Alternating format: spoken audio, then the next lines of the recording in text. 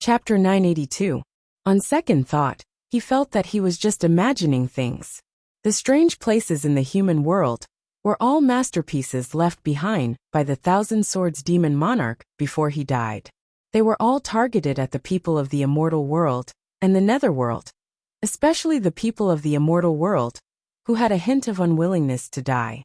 Looking at the divine sword in his hand, he muttered in his heart, "Where did the remaining 9,999 divine swords go?" It was said that the demon monarch of swords died in this world, so the remaining divine swords should be in this world. Why didn't he leave any trace? Where did he hide them? If he could collect all the remaining divine swords and control them to fight against the enemy, how many people could stop him? That feeling must be very pleasurable. Yu Qianqiu shook his head and smiled bitterly. He felt that he wanted to be the second demon monarch of swords. It was a bit whimsical. He put away the divine sword and looked back at the sealed entrance to the demon world. He didn't know whether Yin Juexing's trip to the demon world was a good or bad thing. Would he really come out alive to take revenge as he wished? Even the demon monarch of the demon world couldn't open the seal of the demon world from the inside. Did Yin Juexing have that ability? It probably wouldn't be that easy to come out. Otherwise, the seal left by the demon monarch of swords would be worthless. Even if he had that ability, would he, Yin Juexing, really open the seal of the demon world and let the heroes of the demon world wreak havoc in the human world? Yu Qianqiu shook his head and denied this idea. From Yin Juexing's previous actions, it could be seen that he still had a bottom line. Unless he had no other choice, he wouldn't be willing to let the people of the demon world out easily. After all, his family was still in the human world. Unless he had the ability to lead the heroes of the demon world, opening the seal of the demon world wouldn't benefit him at all. Brother Yen, revenge breeds revenge. When will it end? You'd better die in there. That way, everyone will be saved from trouble. Yu Qianqiu looked at the seal of the demon world and murmured. He was too lazy to think about it anymore. In short, even if Yin Juexing could come out, it wouldn't happen in a short time. It was a good thing that he was gone. At least the human world didn't have to worry about him for the time being. He then dashed to the surface of the lake quickly. How is she? In Furong's room, Yu Qianqiu looked out of the window for a long time and asked this question. The person he was asking was none other than the enchantress of 100 charms, that he had always been in a dilemma. Furong, who was behind him, reached out to hold his arm. She shook her head slightly and said, "She doesn't seem to care about what happened that day, but anyone can see that her smile isn't as beautiful as before. What's the point?" Yu Qianqiu shook his head and smiled bitterly. It was unknown whether he was talking about himself or the allure seductress. Furong turned around and looked at him. She bit her lip and pondered for a while. She seemed to be a bit hesitant, but in the end, she still couldn't help but ask softly, "Can you tell me about you and her?" At that time, I had just stepped into the cultivation world. Perhaps because he had just recalled this point, when Hibiscus asked, Yu Qianqiu directly told the story of how he met the enchantress until now with a confused look in his eyes. His tone was a little helpless. After listening, Hibiscus was silent for a moment before saying, "It seems like Sister Yi really likes you." Yu Qianqiu shook his head slightly and said, "In the human world, perhaps I can be considered a relatively successful man. Oftentimes, this kind of man has an irresistible attraction to women. If it was an ordinary worthless man, how many women would fight to be the first to like him? Especially an outstanding woman like her. I hope she can calm down and not be fooled by the illusion in front of her eyes. In the immortal world, there are many men stronger than me.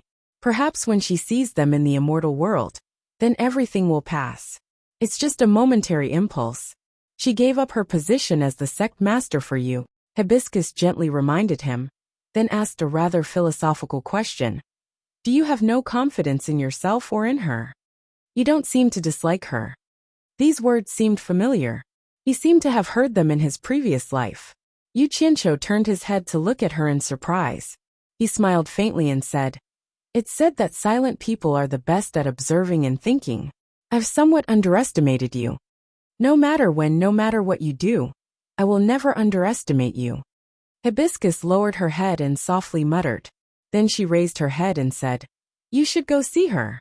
Yu Qianqiu hesitated for a moment, then nodded and said, "Let's go together." The reason why he called Hibiscus to go together was because he didn't want to face the temptress alone. However, when he knocked on the door of the temptress's room, he found that there was no need. The women were all in the temptress's room chattering, thinking of ways to make her happy.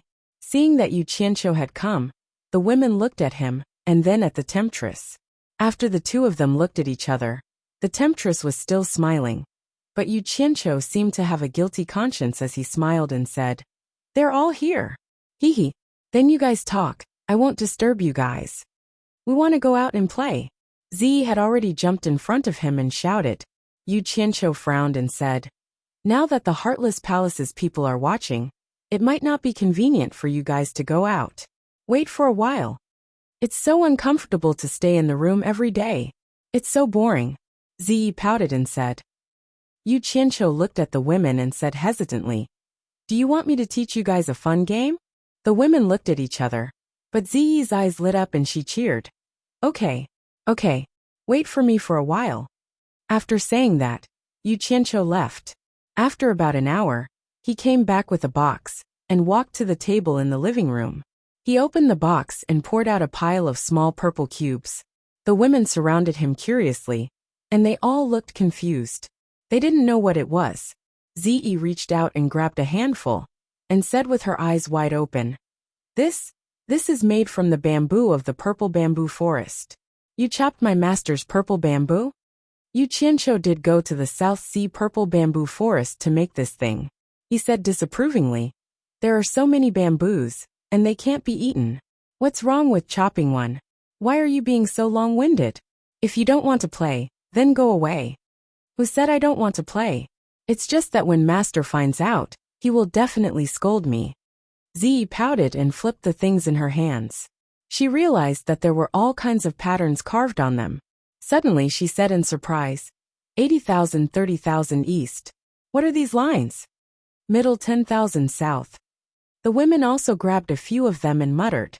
There were many patterns that they couldn't say, and they looked at each other in confusion. It seemed like no one could recognize what Yu Qianqiu was making. "Wow! Bamboo, it's purple bamboo. I want to eat tender bamboo. Where can I find the tender bamboo of purple bamboo?" The wild chicken, who was resting on Wu Lishua's shoulder, heard the bamboo and slowly opened its eyes. When it saw the purple bamboo, its eyes lit up. It jumped up and down on Wu Lishua's shoulder and said, "Shui air, I want to eat the tender bamboo of purple bamboo. This is my favorite food." Ziyi immediately bared her teeth at the wild chicken. Wu Lishua looked at Yu Qianqiu awkwardly. Yu Qianqiu touched his chin and said, "Wild chicken, how much do you know about this purple bamboo?" The wild chicken's eyes showed that it was thinking like a human.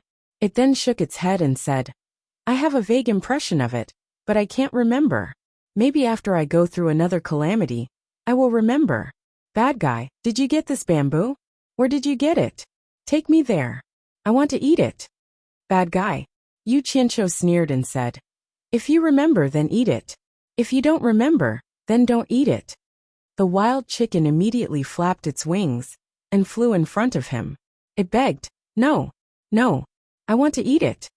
Get lost." Yu Qianqiu waved his hand and pushed it to the side, ignoring its protest and cries. He then waved at the women and said, "This thing is called mahjong. I will teach you how to play it now. You know from 1 to 90,000. You also know the north, south, east, west.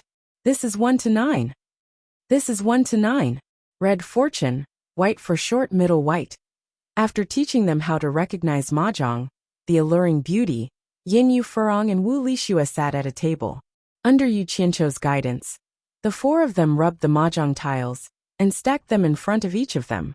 After the alluring beauty threw out 2 dice made of purple bamboo, Yu Qianqiu began to tirelessly walk in circles behind the four of them, teaching them how to play and the rules of mahjong. With everyone's comprehension and the guidance of the famous teacher, Yu Qianqiu, after 4 hours, the four of them had already eaten, hit, and made up the tiles. They were very familiar with the game. Mahjong was played noisily, and the Great Wall was built and destroyed. Yu Qianqiu looked at it a few times with his hands behind his back. After confirming that they had learned it, he then said to the four of them, I still have something to do. You guys can play slowly. If you want it to be more exciting, you can bring some bets. The four of them were completely focused on playing and didn't have the mood to care about him. They all agreed, and some of them even waved their hands, indicating that he should go and do what he needed to do. Yu Qianqiu's expression instantly twitched. He didn't know if teaching them how to play mahjong was a good thing or a bad thing. He shook his head and was about to leave. In the end, Zi, who was excluded from the table, pulled him and complained, Yu Qianqiu, teach us how to play mahjong for 5 people. It's so boring for me to watch from the side alone.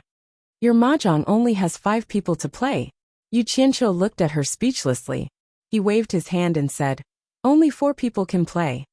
He left Zi, who had a face full of resentment, and left. Yin Yu wanted to send him off. Unexpectedly, Wu Lixue covered the tiles with both hands and pouted, Sister Yen, don't peek at the tiles. She probably had a good hand of tiles. Yin Yu was startled. She could only sit back down and continue to touch the tiles. The others were completely focused and didn't care about Yu Qianqiu's departure. Bang! Play! Sister Shui play! A pheasant's squeal suddenly came from inside the room, startling Yu Qianqiu, who was outside. When he came back to his senses, he immediately broke out in a cold sweat. He touched his forehead and sighed inwardly. I actually taught Phoenix to play mahjong. What did I do? Chapter 983. In the Divine Ruin Realm, in a huge space under a valley, more than 1,000 people were gathered together. Zhang Peng led Yu Qianqiu through the crowd and introduced as they walked. A total of 1,131 temple-colored spiders have hatched. These little things are indeed very ferocious. But as expected, the first person they see after hatching is like their biological parent. Yu Qianqiu nodded slightly. From time to time, he would stop to look at the fist-sized, colorful, and hairy spiders that were climbing on his team members' shoulders. When he got a little closer, the little fellows would immediately scream and wave their sharp forelimbs, assuming an attacking stance. They had a strong desire to attack, and their ferocious nature was undoubtedly revealed. The team member that Yu Qianqiu was facing immediately shushed him. The huge spider that had raised its forelimbs on his shoulder obediently lowered its claws unwillingly. This made Yu Qianqiu very satisfied. If he could not control them, there would be no point in raising them. Zhang Peng also had one climbing on his shoulder. He stretched out his hand and hooked his finger at it. The huge spider obediently climbed onto his palm and stopped moving. Yu Qianqiu tilted his head to take a look and said with a smile, These little fellows are quite cute. Let's give it a try. This was the second time he had come to see the temple-colored spiders after they hatched. The first time was when he had just hatched and was still in the process of getting along with the team members who had tamed them. This time, when he heard that they could listen to simple instructions, he could not wait to broaden his horizons. Zhang Peng walked out of the team and clapped his hands. Immediately, 10 team members came out from the basement opposite him. Each of them dragged out a metal cage, which contained the young of 10 types of ferocious beasts, including a python, a scorpion, and a toad. Although they were still small, they were much larger than the tiny temple-colored spiders. The army of heroes had already begun to hunt some ferocious beasts in the ruins of God, so it was naturally not a problem to capture some small things. Even though they were still young, each and every one of them was restlessly rolling around in the cages.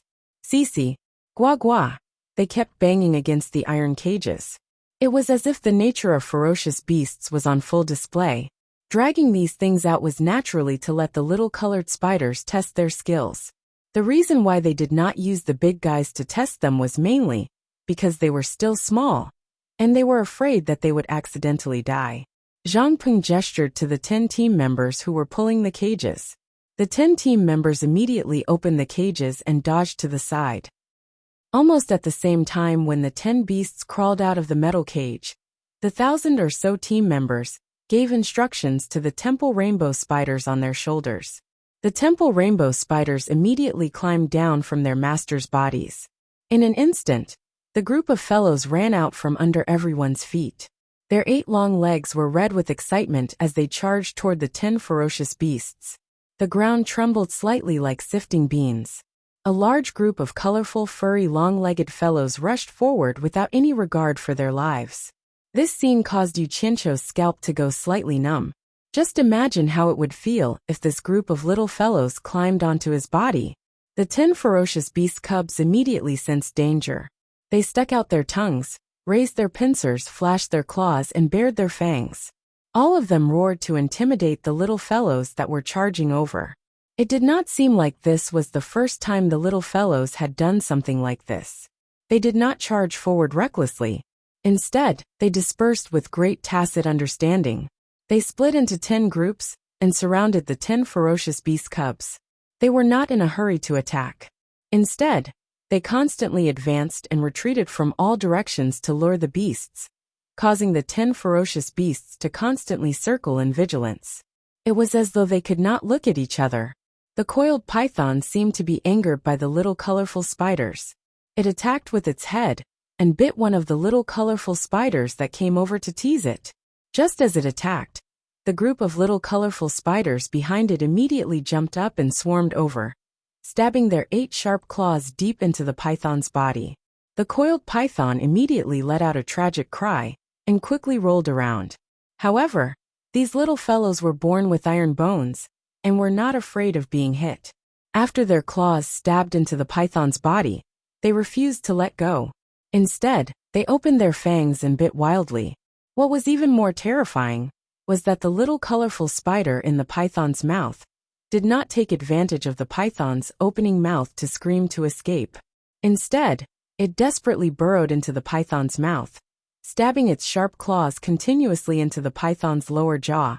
As the python rolled around, it immediately alarmed the other ferocious beasts that were surrounded. Seeing how fierce the little fellows were, they all fled. In particular, the giant scorpion's carapace was extraordinarily hard. It used its 2 large pincers to open up a path, and immediately knocked over many of the little fellows. However, the little fellows had their own methods. They immediately spat out countless spider webs, forming a large net that trapped the escaping giant scorpion. A group of them desperately tried to hold it back, while another group immediately took advantage of the opportunity when the giant scorpion's limbs were tied up to jump up and used their sharp claws to stab it. In just a short while the battle was over. The corpses of the 10 ferocious beasts were covered with little colorful spiders, and their sharp jaws were constantly biting. The entire underground space was filled with the sound of their chewing, sending chills down one's spine. Seeing this scene, Yu Qianqiu could not help but click his tongue. No wonder the Ape King said that the Divine Temple rainbow spiders had almost no natural enemies. Once they spread out, it would be a disaster for the other ferocious beasts. He did not expect this group of little fellows to be so powerful at such a young age. Zhang Peng pointed at the little colorful spiders and explained, "We are now consciously guiding and training them, instilling in them the awareness to cooperate in battle. I believe they will be of great use in the future. After a period of time, when they are slightly bigger, we will bring them along when we hunt ferocious beasts. There might be casualties, but the effect of training them in captivity is probably not as good as the effect of training them in actual combat." As expected of someone who had led troops to war, Yu Qianqiu looked at him in admiration and said, "We are not raising them to spin webs to catch mosquitoes in the future. We are raising them to be of great use. Casualties are allowed." "Understood, but there is a problem." Zhang Peng gestured and said, "Master said that these Divine Temple rainbow spiders can grow this big. But how many years will it take for them to grow this big?" Yu Qianqiu immediately took out a storage bracelet that he had prepared in advance and handed it to him. "I have already considered this problem.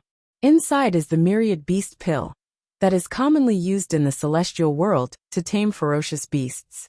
It can speed up their growth. However, you have to control the dosage. Each colorful spider can only eat 1 pill per month. If you eat too much, it might cause them to suddenly die." While the two of them were talking, the group of little fellows had already gnawed the 10 ferocious beasts' corpses into piles of white bones. There was not even a speck of meat left on the bones. Moreover, The bones were also full of holes from their claws. Under Zhang Peng's command, the little fellows' respective masters also gave their orders.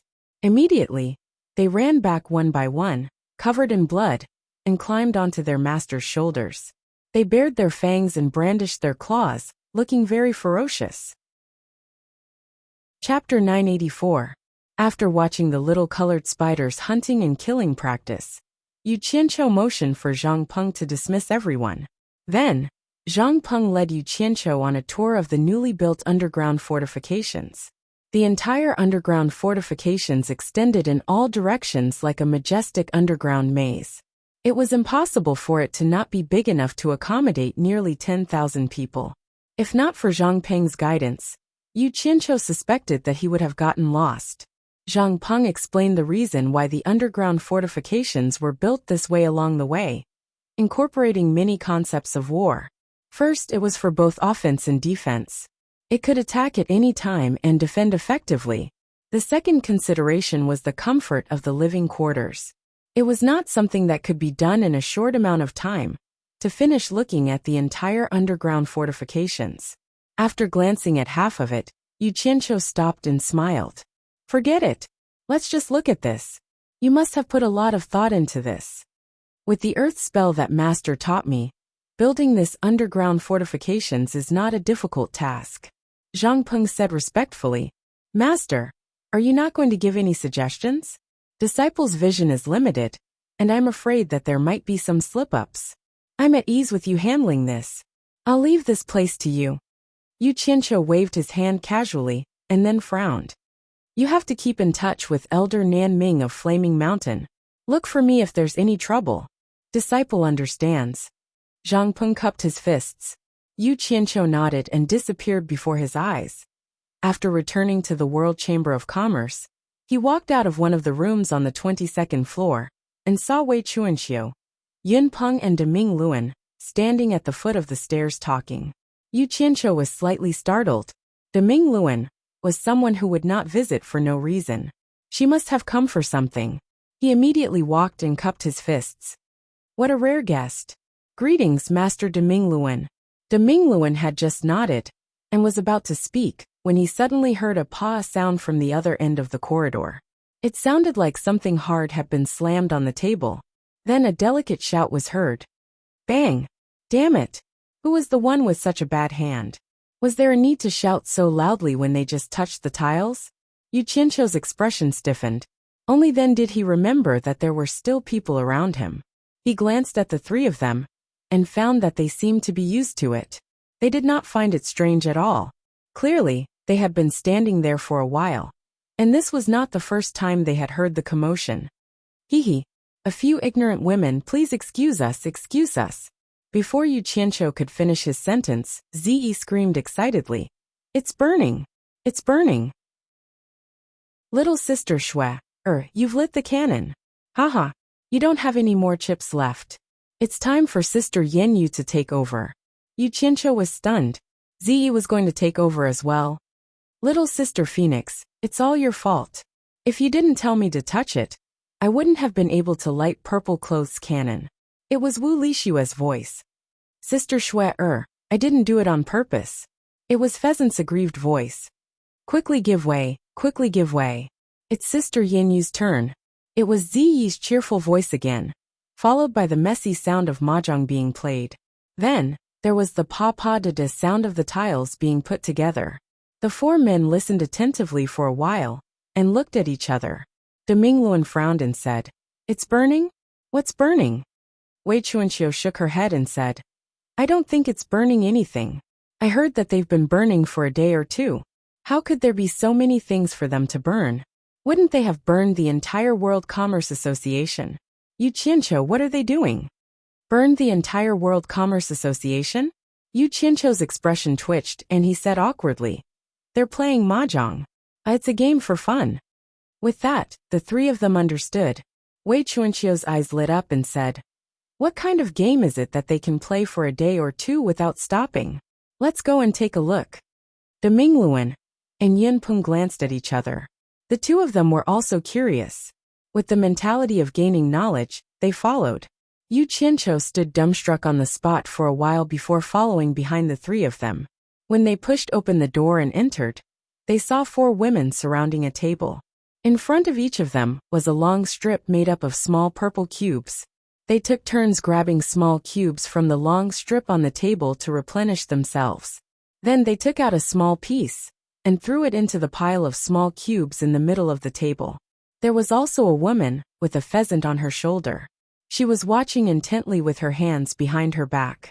When the few of them entered, these women actually didn't even bother to raise their heads to see who had entered. This made Wei Chuanxiu and the other 2 even more curious. They all strolled over to watch. Yu Qianqiu was speechless. He thought to himself, could it be that these women have never played games before? Was there a need to be so focused on playing mahjong? He immediately coughed and said, let's stop for a moment. Let's first greet the seniors. When the women looked up, they immediately stood up and bowed. However, they didn't forget to buckle their mahjong tiles in front of them. This action made Yu Qianqiu's eyelids twitch. He coughed again and introduced them to Deming Luan and Yunpeng. As for Wei Chuanxiu, they already knew him. You don't have to be so polite. You guys continue playing.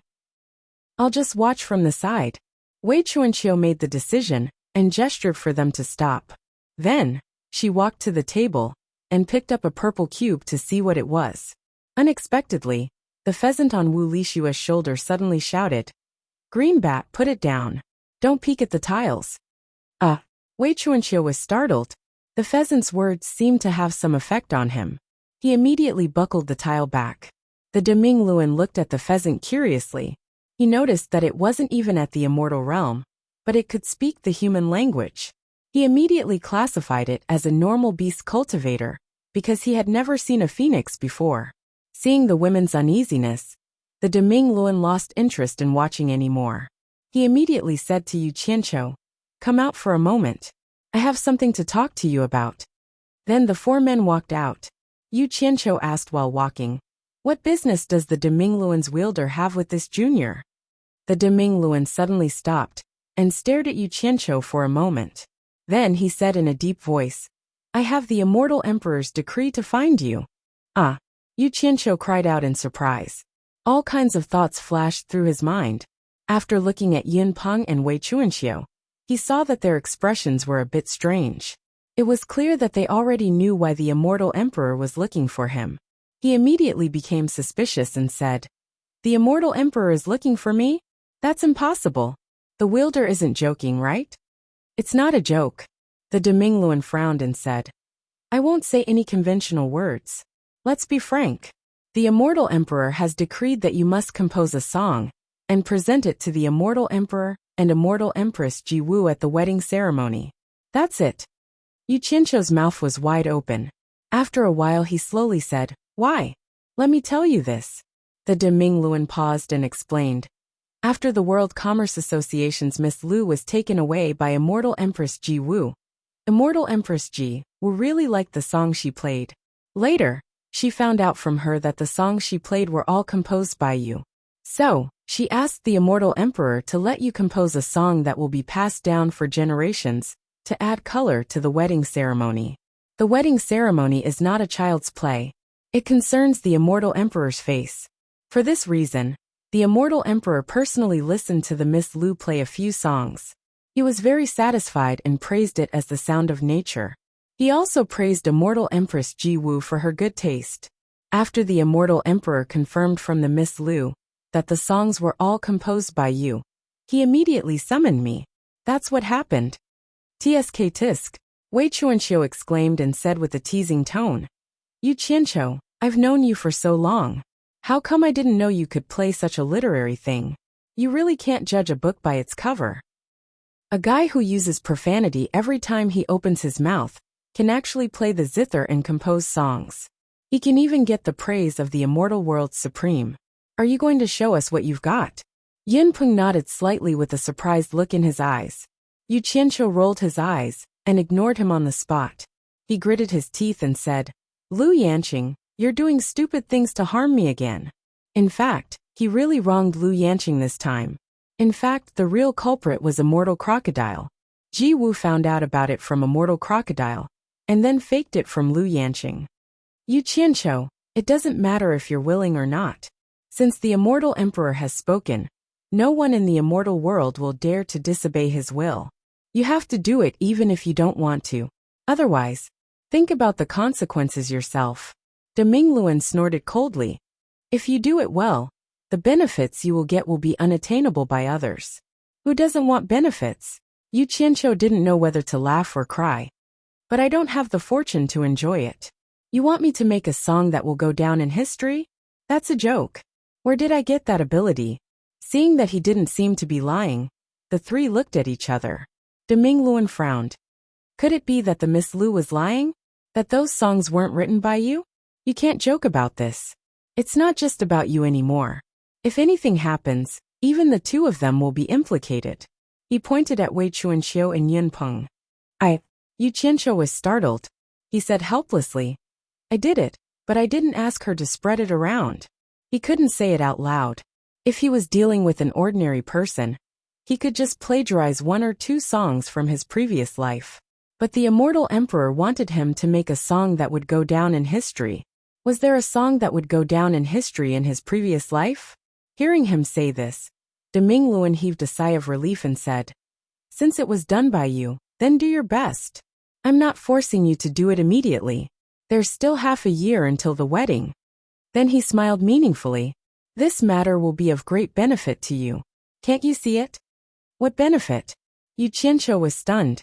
De Mingluan said indifferently. How many people in the immortal world can get the immortal emperor's decree to do things? With this decree on you, who would dare to touch you? Plus, the entire immortal palace will have to cooperate with you. Isn't this a great benefit? Yu Qianqiu's eyes suddenly lit up. His expression didn't look awkward at all. He licked his lips and said, In other words, during this period of time, I can do whatever I want in the immortal world. De Mingluan frowned and said, Doing whatever you want is a bit too much, but as long as it's not too much. Before he finished speaking, Yu Qianqiu had already rolled up his sleeves and interrupted him arrogantly. Heartless Palace. Damn it. Help me destroy the Heartless Palace first. Chapter 985. What was the singing of a liberated serf? Yu Qianqiu understood it now. He understood it as a song that could change one's fate. This was a release that had been suppressed for a long time. He had been in the celestial world for such a long time. But he had never gone out. Because he had offended the Heartless Palace, he had been trapped in the hallucinatory immortal city.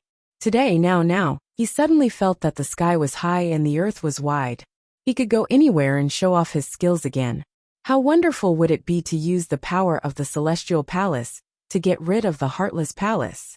Yin Peng and Wei Chuanqiu looked at each other. Wei Chuanqiu chuckled. That's a good idea.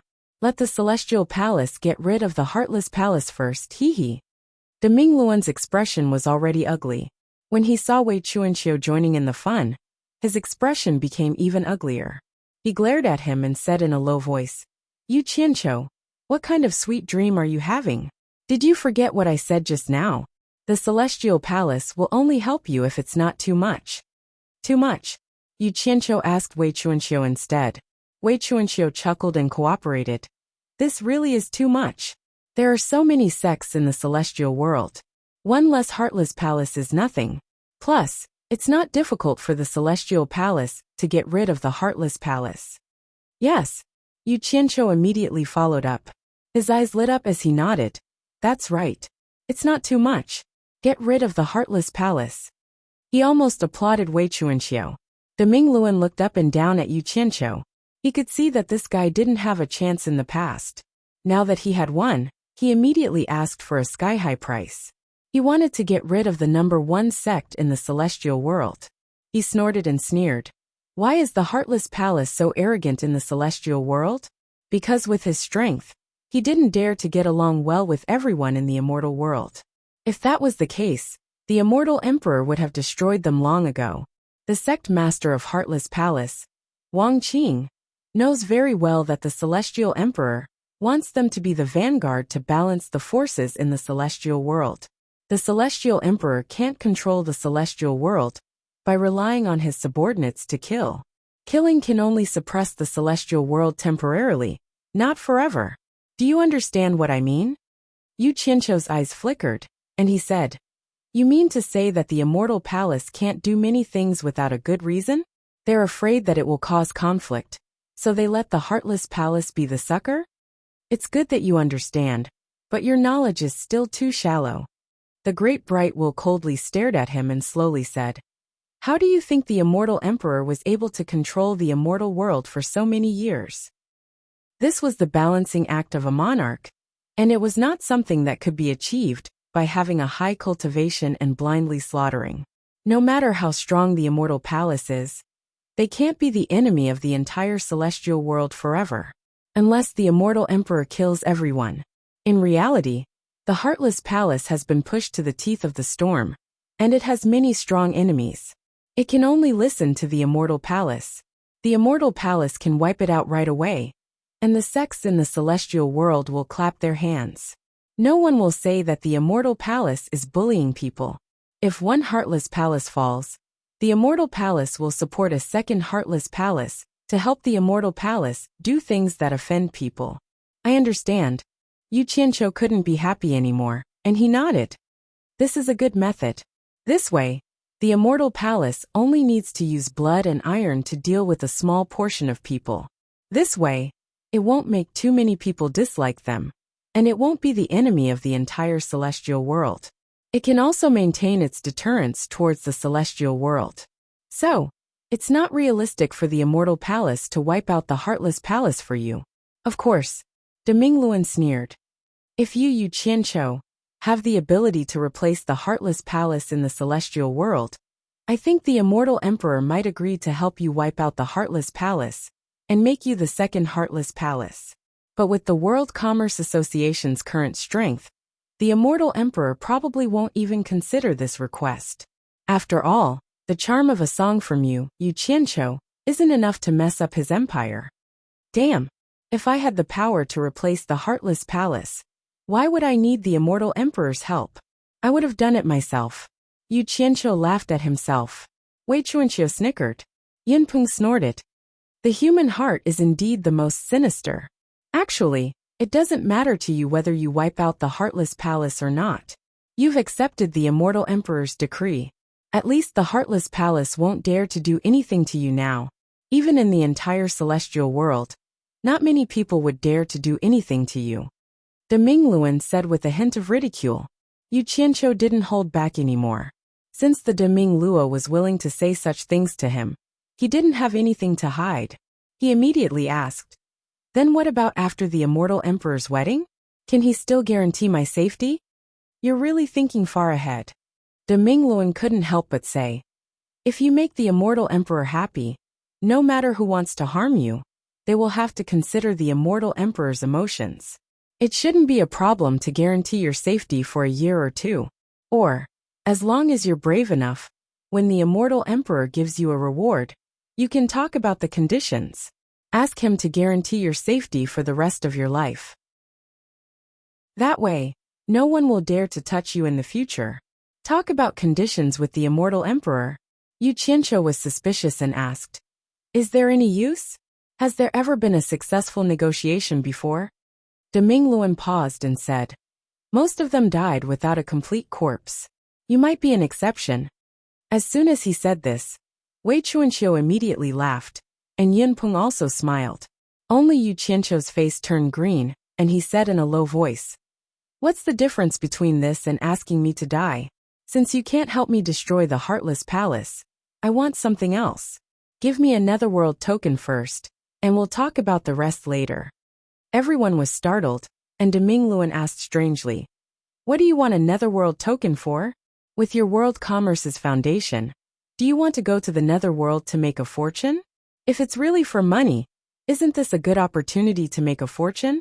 The immortal palace can't guarantee anything else, but its wealth is unparalleled in the immortal world. You've reminded me, I want money too. Yu Qianqiu nodded in realization. He would rather eat the wrong thing than let it go. He then changed the topic and explained, As for the netherworld token, it's naturally to go to the netherworld to collect information. Don't you know what collecting information is? It's useless to ask. Didn't the immortal emperor, Want me to make a song that will be passed down for generations? So I want to travel around to broaden my horizons and experience. Only by accumulating enough material can I make a really good song. The netherworld is naturally an indispensable place for collecting information. So I want a netherworld token? Collecting information? Demingluan was startled. Does it mean accumulating information before it explodes? Yes, it means accumulating information before it explodes. Yu Qianqiu clapped his hands and flattered. As expected of the leader of the Commerce Alliance. You said what I wanted to say with just 4 words. Demingluan ignored his flattery and said, if that's the case, then wait for my news. It shouldn't be a big problem. Money. Don't forget there's still money. Collecting information requires money. It's hard to do anything without money. The more the better. Yu Qianqiu quickly shouted. However, Demingluan had already left, so he didn't know if he heard it or not. You can do whatever you want in the celestial world now. You can do whatever you want with Jintai's decree. Hee. Wei Chuanxiu twirled his mustache and laughed. Yinpeng felt bored and left in a flash.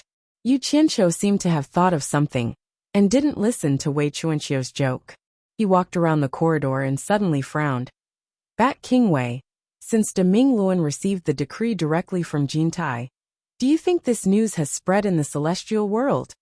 Wei Chuanxiu was startled and said, it probably hasn't spread out yet. But do you hope it has, or do you hope it hasn't? Of course I want it to spread. No, I have to ask someone to help me spread the news. Yu Qianqiu thought for a while, and then left excitedly. Wei Chuanxiu was left alone in the corridor. Just as he was about to go back to where he was supposed to go, he suddenly heard a paw sound of something hard hitting the table. Ziyi's extremely wild laughter came. Touch yourself. Touch myself. Wei Chuanxiu's mouth twitched. He sighed and shook his head. The words of girls nowadays are really scary. Although he said that, he couldn't help but feel curious. He slowly walked towards the place where the splashing sound came from. In the hall of the first floor of World Commerce, Yunantian was inexplicably found by Yu Qianqiu's people. Have you heard any news about me recently? Basically no. Only Tsangyan Xan of the Heartless Palace released some harsh words against you. He said that he will tear you into pieces and grind your bones into ashes sooner or later. Damn. Old bastard, wait and see. Let's not talk about him. Is there any news that Immortal Emperor Jin personally issued a decree for me to compose a song for the wedding of Immortal Emperor and Immortal Empress Jiwu? Immortal Emperor personally issued a decree for you. How is this possible? Where did the punishment master hear this from? Bullshit. This is not a rumor. This is reliable news. Here's the thing. Just do this for me. The two hid in the corner of the hall and whispered for a while, causing others to look at them from time to time. They didn't know what the two were plotting. In the end, Yunantian happily walked out of World Commerce. No one knew what he was going to do. Actually, what Yu Qianqiu asked him to do was very simple. He just wanted him to spread the news that Immortal Emperor Jin ordered him to compose a song, the kind that had to be widely spread. As for the purpose, it was also very simple. He thought that after being suppressed in the immortal world for too long, it was time for him to hold his head high. It would be a pity if he didn't take advantage of such a good opportunity.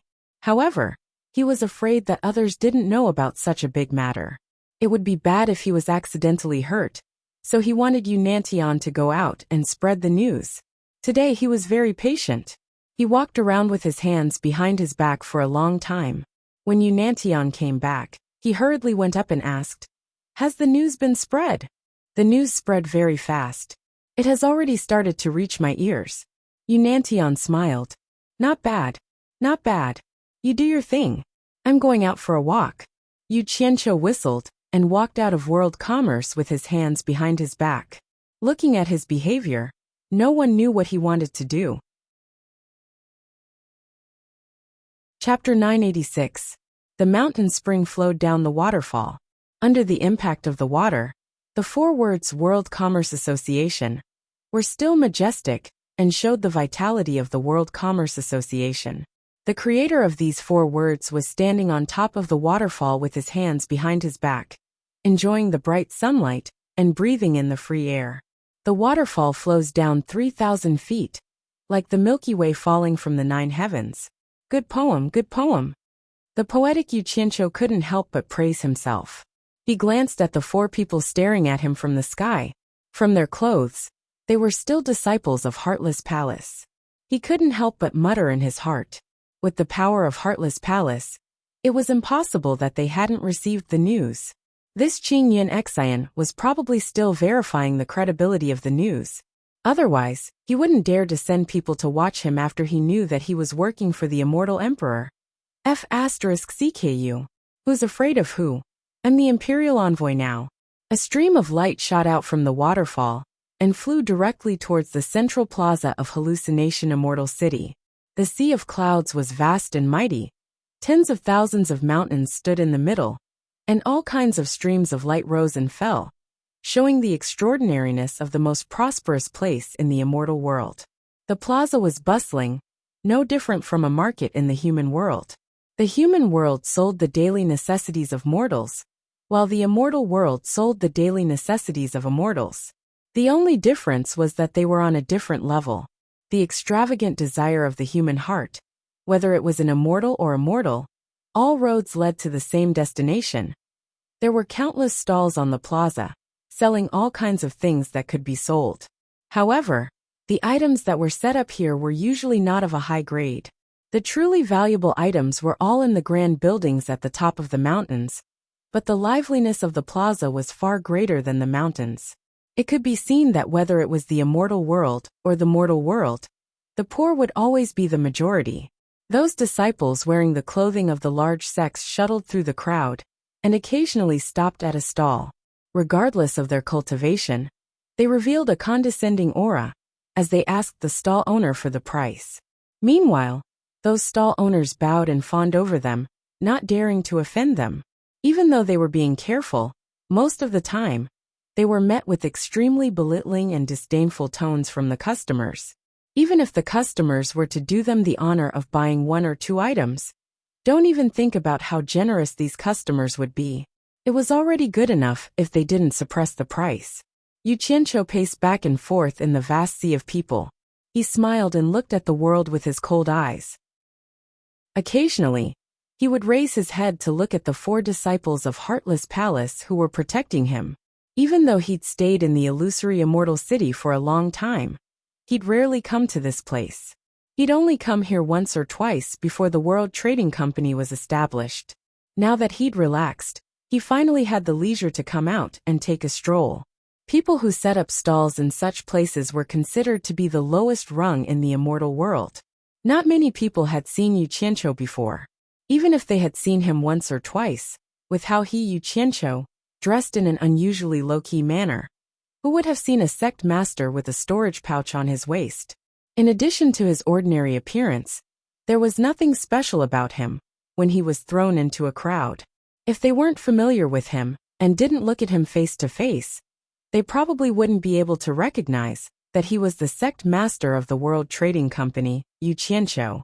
Most people's gazes only flashed past his face and didn't linger. Because of this, his mood became more relaxed as he strolled. In reality, he quite liked to stroll around aimlessly like this. There was no restraint of entering a room, no effort of scheming and scheming.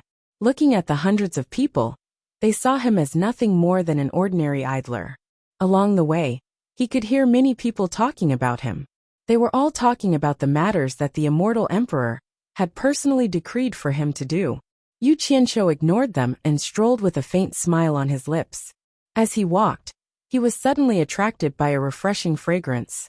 He took a deep breath and felt his spirits lift. He looked around and didn't know where the fragrance was coming from. This kind of fragrance was very attractive to him. He wondered who was selling fragrant things. It wouldn't be a bad idea to buy some and put it in his room.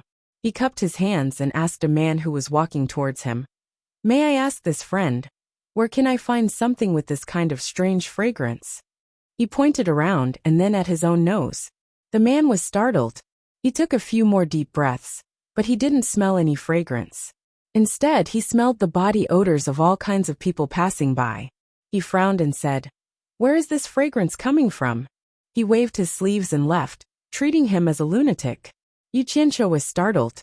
He couldn't smell such a special fragrance. There must be something wrong with his nose.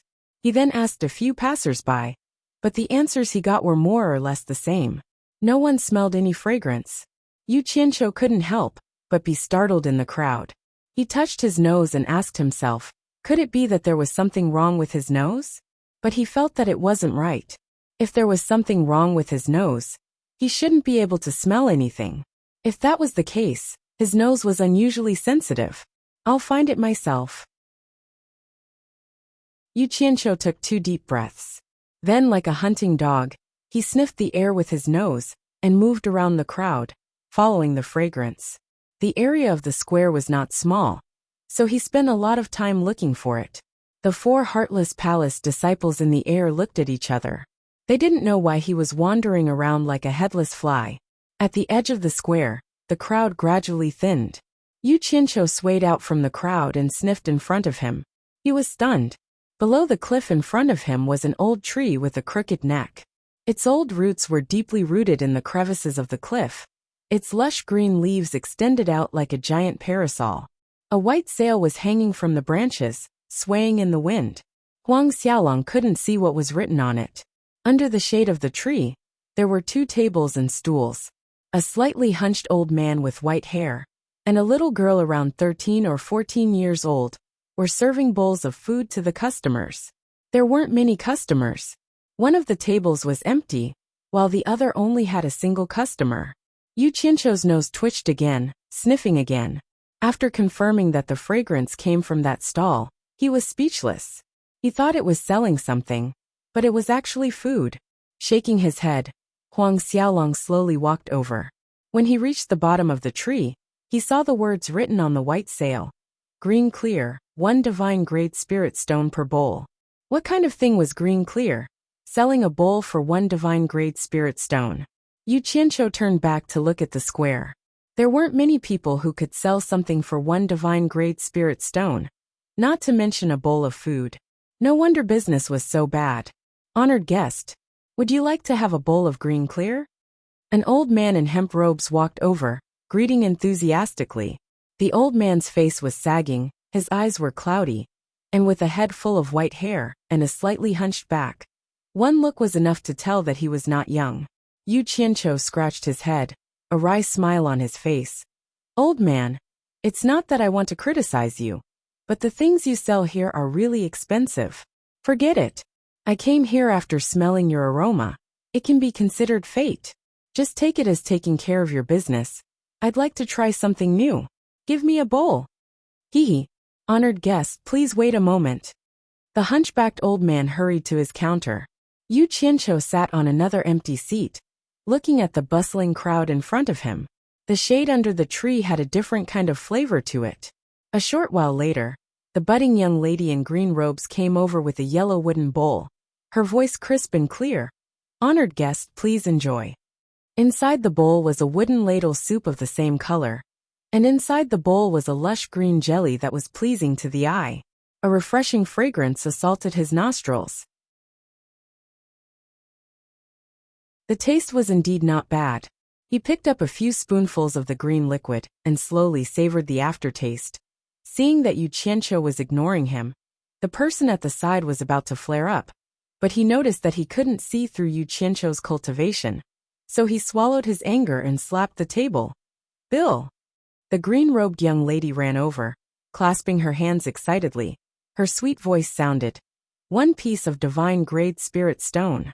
It was as if she had never seen money before. Chapter 987. Yu Qianqiu agreed with Huang Xiaolong's reasoning.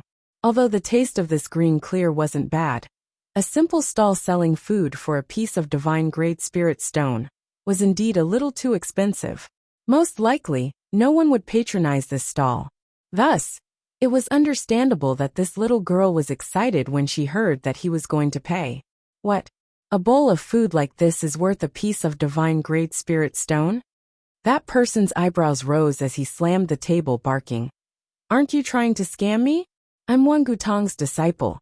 How dare you scam me? Are you tired of living? Watching the bowl in front of him bouncing from the slap, Yu Qianqiu shot a cold glance over. He wanted to see what kind of method this guy was going to use to get his hands on this lass. The lass in green looked at her grandfather behind her in a fluster, not knowing how to deal with this situation. The hunchbacked old man quickly walked over, pointing at the white sail hanging on the tree with a smile.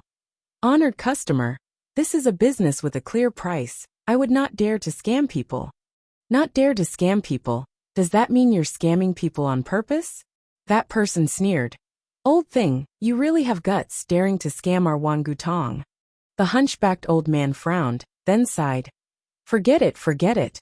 It can be considered fate that an honored customer could visit my stall. This bowl of green clear is a free gift.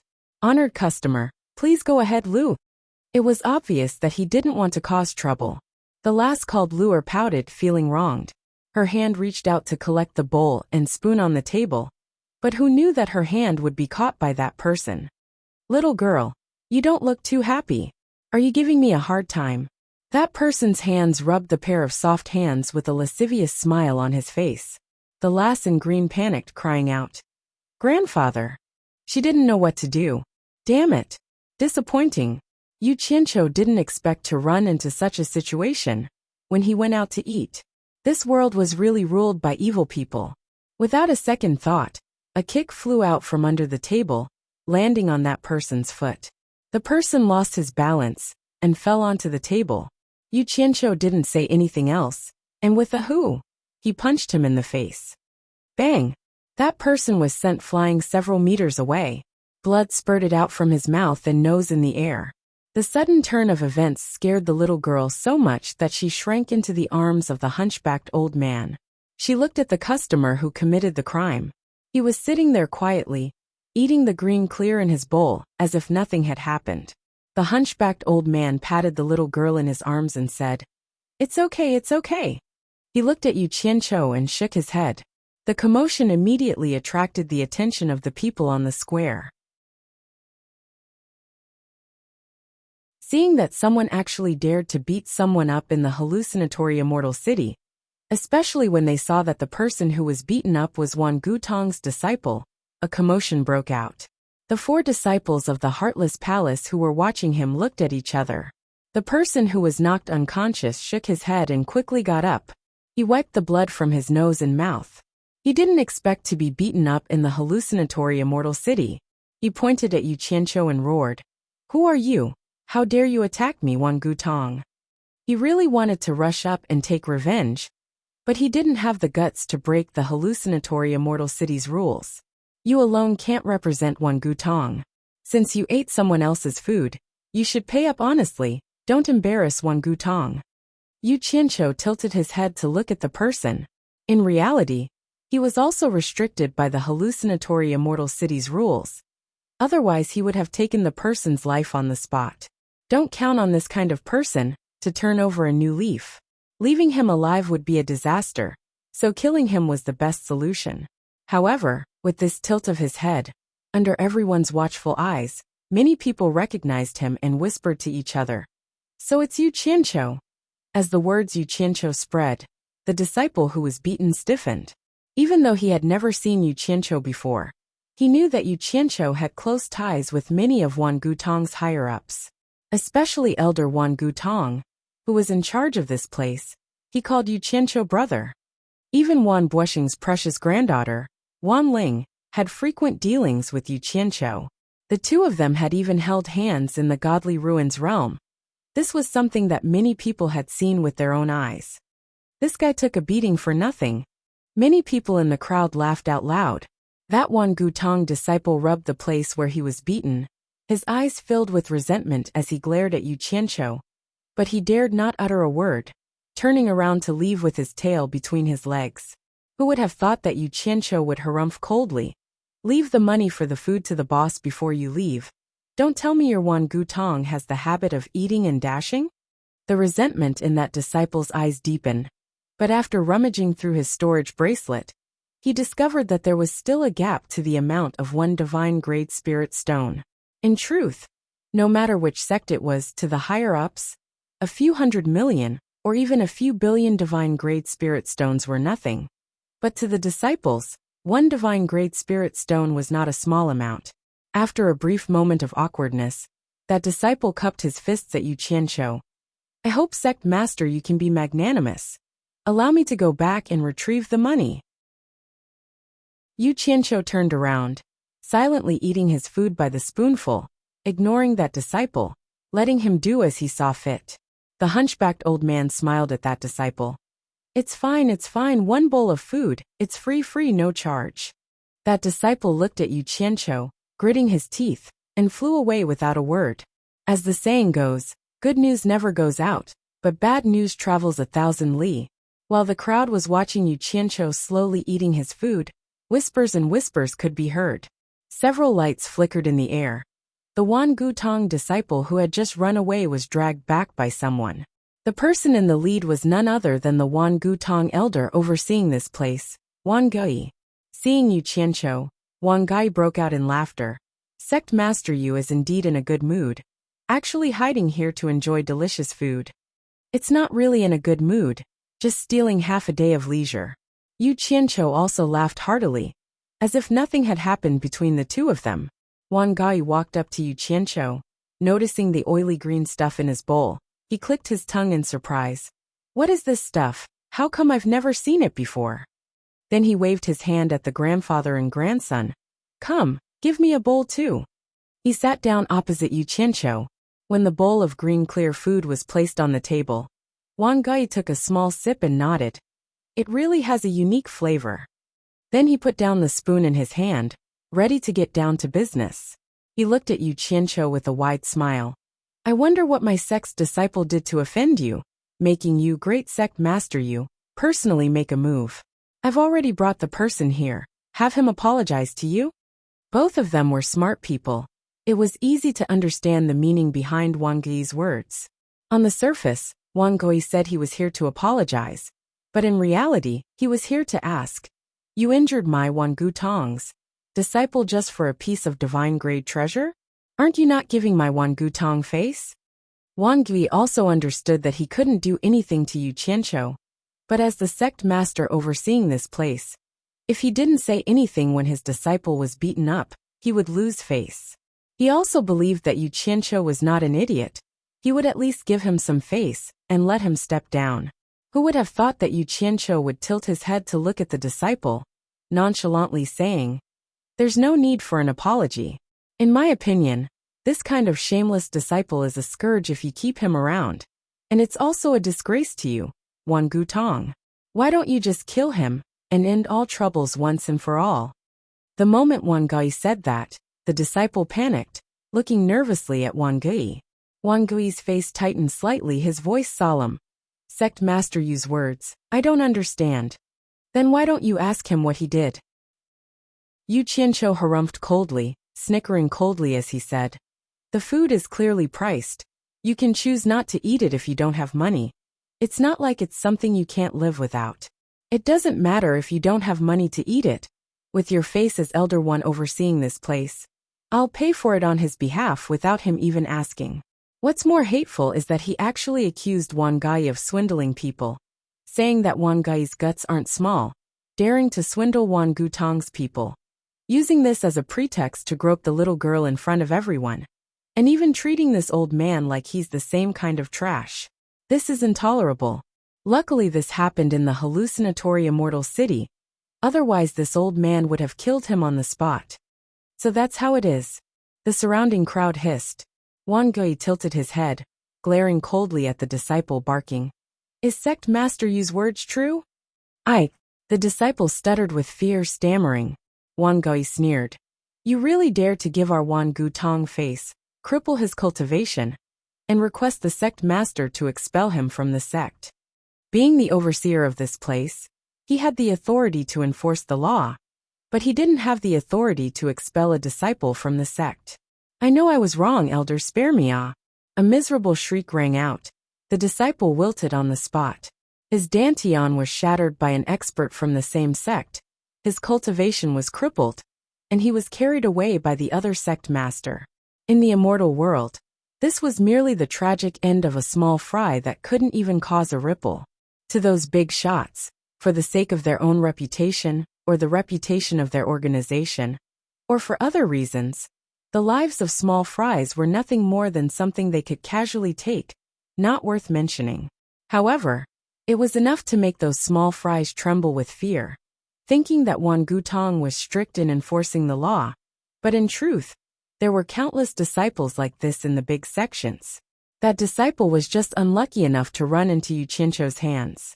The little girl in green who was hiding behind her grandfather would occasionally poke her head out to look at Yu Qianqiu, her eyes brimming with curiosity. Wang Gai waved his hand.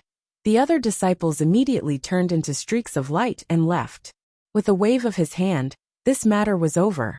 Wang Gai then asked curiously, "Sect Master Yu, I heard that the immortal emperor personally sent a decree to you. I wonder if it's true?" The people who were watching the commotion all perked up their ears. "It's just a rumor." Yu Qianqiu waved his hand humbly. At this time, 3 more golden streaks of light appeared. The one in the lead was the Great Bright Wheel. Yu Qianqiu and Wang Gai immediately stood up, bowing respectfully. "Greetings to the Great Bright Wheel Master." The surroundings instantly fell into silence. The Great Bright Wheel snorted coldly. "Yu Qianqiu, you really have guts, actually daring to hit people in my hallucinatory immortal city." Just when everyone was thinking that Yu Qianqiu was going to be out of luck, the Great Bright Wheel's hand behind the Great Bright Wheel's back dropped, slapping 2 items onto the table, saying indifferently, "I've already brought the items you wanted. Today, on account of the immortal emperor, I won't argue with you, but if there's a next time, I won't let you off so easily." Chapter 988. These were the words he said on the surface, but he also secretly transmitted his voice. "Brat, don't cause trouble in my territory. Why do I have so many reasons to protect you? How am I going to manage others in the future?" The Great Bright Wheel was gritting his teeth in anger. From this, it could be seen that he really treated Yu Qianqiu as one of his own because of Wei Chuanqiu and Yun Peng. If it was someone else, he would have taken care of them long ago. As long as they broke the rules, which sect would dare to reason with him? These words caused Yu Qianqiu to blush with shame. He felt that he had let the other party down. He wanted to say something to defend himself, but the Great Bright will only let out a cold harumph. The 3 rays of light flew back to the Merchant Association. The surroundings were completely silent. The Great Bright Wheel's words shocked everyone. The meaning of "for the immortal emperor's sake" undoubtedly proved the rumors in the hallucinatory immortal city. It confirmed that Yu Qianqiu had indeed received the immortal emperor's decree to carry out a mission. At this moment, all sorts of expressions appeared on everyone's faces. Most of them were envious. Actually, Yu Qianqiu was a little surprised that the Great Bright Wheel brought out the immortal emperor. He didn't know that the Great Bright Wheel was not only helping him cover up the fight in the hallucinatory immortal city, it was also helping him get rid of some troubles, such as the Heartless Palace. This was the brilliance of the Great Bright Wheel. He could guarantee his own position and help his own people without leaving any traces. At this moment, everyone's eyes were on the 2 items that the Great Bright Wheel threw on the table. A storage bracelet and a token. Wang Yi stood in front and immediately recognized what this token was. He immediately said in shock, "Netherworld token?" He looked at Yu Qianqiu in confusion. He didn't know why the Great Bright Wheel gave this to him. So this was the Netherworld token. Yu Qianqiu picked up the palm-sized token on the table and looked at it. There was a mix of gold and black. He used the metal seal to check and found that it was actually a mix of nether iron and gold. The design of the token was actually very simple. It was surrounded by cloud patterns, and one side was engraved with the word immortal, while the other side was engraved with the word nether. However, the proportion of nether iron and gold mixed together was so well proportioned that even an average refiner would find it difficult to achieve. Yu Qianqiu even suspected that the person who made this token was also proficient in the gold incantation art. However, after thinking about it, he felt that it was unlikely. The gold incantation art was created by him, and he only taught it to Hong Qi. Seeing that everyone was staring at him, he casually put away the Netherworld Passage token. As they walked, a wooden staff suddenly appeared in the hunchbacked old man's swinging hand. The wooden staff seemed to be made from 2 entangled tree roots. and the brown wooden staff's head was like a large Ganoderma, which looked very strange. The hunchbacked old man walked slowly with the help of the walking stick. His hunchback gradually straightened, and the outline of his body slowly became tall and sturdy. A cool mountain breeze blew over, and his white hair and beard gently fluttered. The drooping skin on his face silently tightened, and his complexion became rosy and smooth. His turbid eyes suddenly became clear and transparent, and his determined eyes revealed the vicissitudes and wisdom of seeing through the mortal world. At this moment, anyone could tell that he was the hunchbacked old man who bowed and scraped in the hallucinatory immortal city. The aura between the two of them instantly became like two different people. Two images. One was like a poor old man who was living a destitute life, and the other was like an earth immortal who possessed great wisdom and transcended the mortal world. Unfortunately, no one could see the changes that occurred to the old man. In fact, if the old man didn't want others to see it, then how many people in this world could? On the other hand, the green-clothed little girl didn't show the slightest change. However, she wasn't surprised by the change in her grandfather, and it was obvious that she was used to it. Her green dress fluttered in the wind as she happily skipped through the craggy valley, as if she was walking on flat ground. The wind fluttered her green dress, and she seemed like a celestial child that had descended to the mortal world. She played with two black spirit stones in her hands, and she occasionally raised her head to block the spirit stones in front of her eyes, to look at the blue sky. She would occasionally let out a cheerful chuckle. "Grandfather, when are we going to set up the stall again?" The green-clothed little girl suddenly tilted her head and asked. The sturdy old man, who was walking with the crutch, suddenly stopped and looked at the little girl, who was skipping happily in front of him with a complicated expression. The green-clothed little girl suddenly realized that her grandfather's figure had disappeared from her side. She stopped abruptly and turned her head to look. Seeing that her grandfather had stopped moving, she happily skipped back again. She pulled on her grandfather's crutch and asked curiously, "Grandfather, why aren't you walking?" The old man smiled faintly and said, "Lou Air, do you like to play in the world?" The little girl called Lou Air tilted her head and thought for a while. She nodded her head innocently and said, "I like it." "Why do you like it?" "Because there are a lot of people. It's very lively." Lou Air waved her hands and made a gesture of many people. "There are a lot of people. Aren't you afraid of meeting the bad guys that grandfather told you about? Like the bad guys who didn't pay for your food and scared you. But there are also good people." Lou Air held a spirit stone in each hand and waved it with a smile that was like a flower. She said, "That person called you Qiancho is a good person. A good person will help me beat up a bad person." As she said that, she made a trumpet shape with her hands and shouted towards the valley in the distance. "You Qiancho, you are a good person." Somewhere in the distance, someone was talking to someone when he suddenly sneezed and cursed. "F***CK. Who is cursing me? It must be that old bastard Grey Cloud Xn." After a cheerful shout, Lou Air happily jumped onto a rock.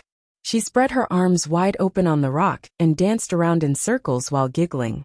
She looked innocent and pure. The mountain wind blew her green skirt, and she was as light as a green butterfly that was about to flap its wings and fly. Then a miraculous thing happened.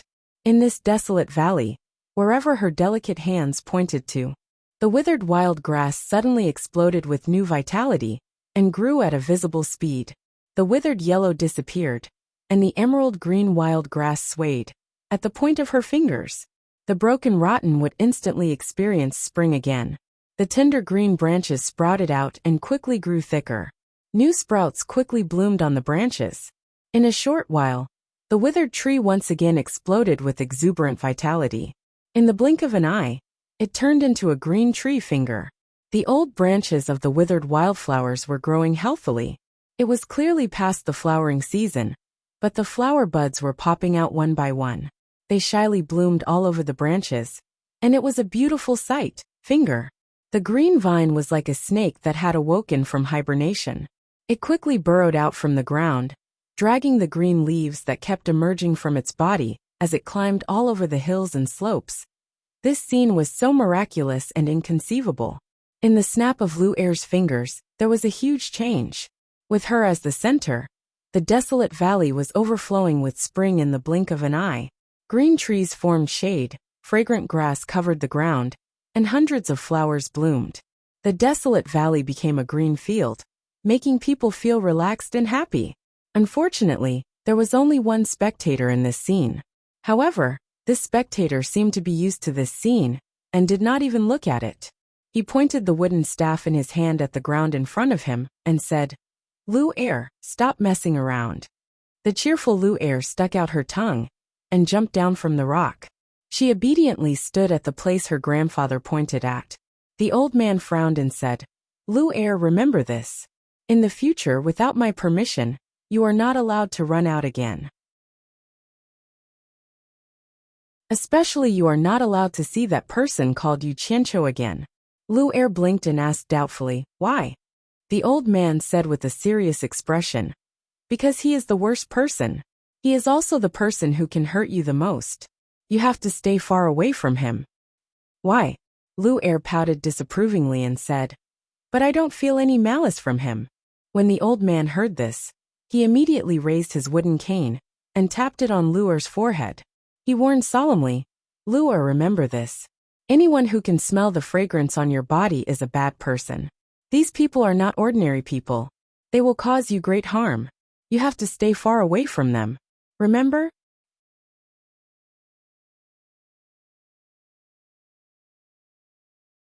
Chapter 989. Is there a fragrance on my body? Lua raised her arm and sniffed. She avoided the main point and said, "Why can't I smell it?" Dong. This time, the old man unceremoniously knocked Lua's head with his cane, causing her to cover her head and cry. The old man said angrily, "Even if you're curious, there must be a bottom line. You were bribed by him with a few spirit stones. Grandpa has lived for so long and has seen too much. Don't you know what's good and what's bad? Do you think Grandpa will lie to you? Remember Grandpa's words. Stay away from that person called you Qianqiu. He's very dangerous. If you dare to disobey Grandpa, Grandpa will never let you come out to play." "Oh," Luer said dejectedly. The old man wanted to scold her again, but he suddenly looked around and frowned. "You little girl, you're messing around. You leaked the spiritual energy of heaven and earth and alarmed someone. Let's go back first to avoid chattering." He raised his staff and pointed at the empty air. The air in front of the two of them immediately faintly rippled with a pale green profound light. The old man grabbed Luer's arm and stepped into the profound light. The two of them immediately disappeared without a trace. The door of light disappeared into the air, and the valley was empty. Not long after the two of them disappeared, a golden light flashed in the distant sky. It was frighteningly fast, and in the blink of an eye, it landed in the valley. The newcomer stood steadily on the rock that Luer had just been dancing on. He wore a gorgeous golden robe embroidered with a sea of coiling dragons and clouds. He wore a hollowed-out golden crown with complicated patterns. Two thick eyebrows slanted to the left and right of his forehead. His nose was straight like an eagle's hook, and his lips were thin like two blades. His entire body was covered in a thin layer of golden light that was like a curling mist, making people feel intimidated. His entire person was imposing, and his slender eyes emitted a cold light that could take one's soul. The newcomer's cold gaze quickly scanned the entire valley. His perception quickly enveloped the entire valley like a tide. The nearby plants and flowers moved without wind, rising and falling like waves. However, he did not discover anything. Of course, it was not that he did not discover anything unusual. The two ends of the valley were barren. Only the area around him was overflowing with greenery. One look and he knew something was strange. "I thought you called me out to meet." "Strange.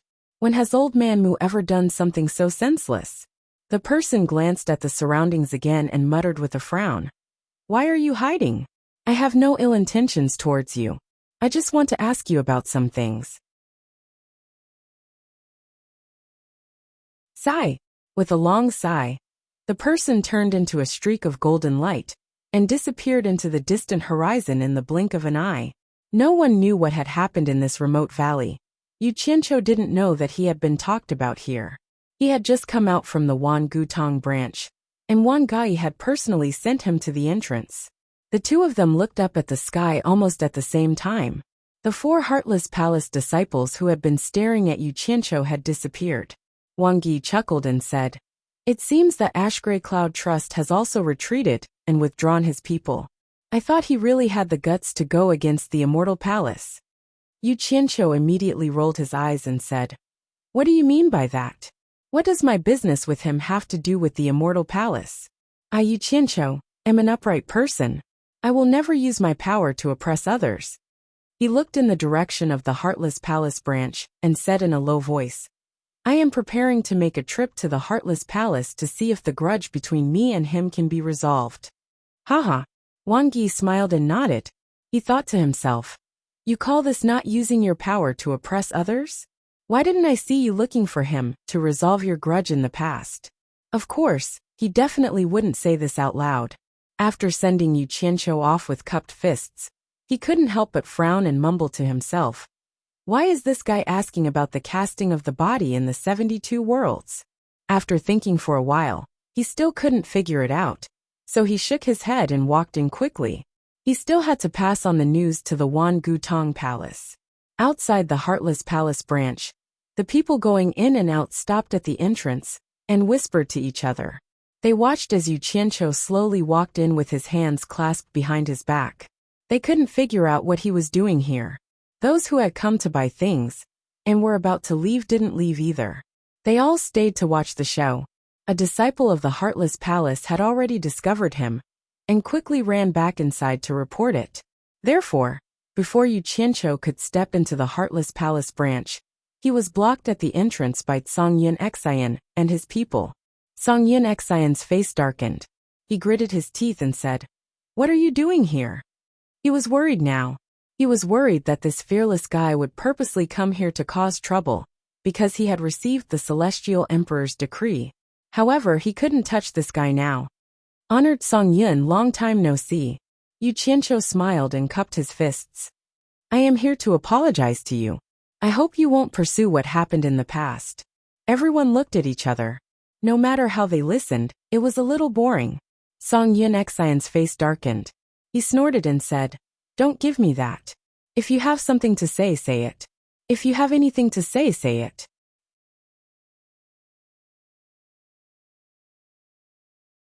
He passed through the main hall and came to the backyard.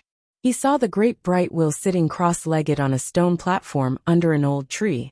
Yu Qianqiu went over and bowed. "Greetings, controller."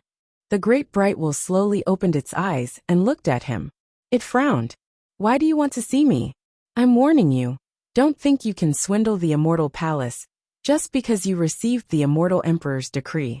You'll die a horrible death sooner or later." He guessed that this fella didn't come here for anything good. Maybe it was to ask for something. "What are you saying? Am I the kind of person who wants a yard after taking an inch?" Yu Qianqiu smiled. De Mingluan snorted noncommittally and said indifferently, "If you have something to say, say it quickly. It's like this." Yu Qianqiu rubbed his hands and laughed. "Look, I'm going out to collect some local customs in order to compose a song that will be passed down through the ages for the Immortal Emperor's wedding. Can you ask the Immortal Palace to send a message to the Heartless Palace to send the Great Elder, Song Yin Xian, to protect me and accompany me to collect local customs?" De Mingluan was stunned. He had long been thinking about Yu Qianqiu's intentions for coming. He had thought about everything, but no matter how hard he thought, he couldn't think of why Yu Qianqiu would make such a request. After a while the great bright will sneered. "You must be out of your mind.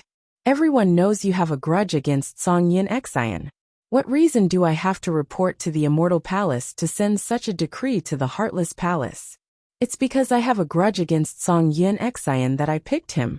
Yu Qianqiu shook his head with a bitter smile. "Think about it. I'm going to the Netherworld to collect local customs. You should know better than me how dangerous the Netherworld is. If there's no master to protect me, I'm afraid I won't even know how I died. Most importantly, it's easy to dodge a spear in the open, but hard to guard against a stab in the dark. I'm afraid that there's someone in a high position who doesn't dare to make a move against me in the celestial world, but will do something to me in the Netherworld.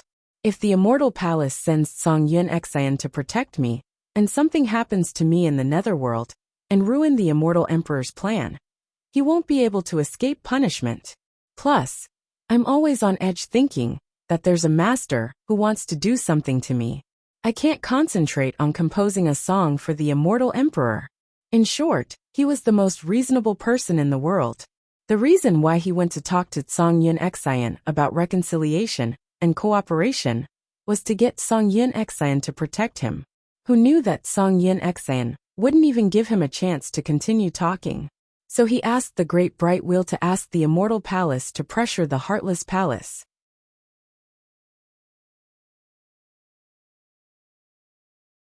Chapter 990. However, now that things had come to this, he had to use but to explain it. This fellow was not a good person at all. He always believed in the concept of cutting weeds if the roots were not removed. What cooperation and enmity were all nonsense. Finding Ash Cloud Xian to protect him was a lie.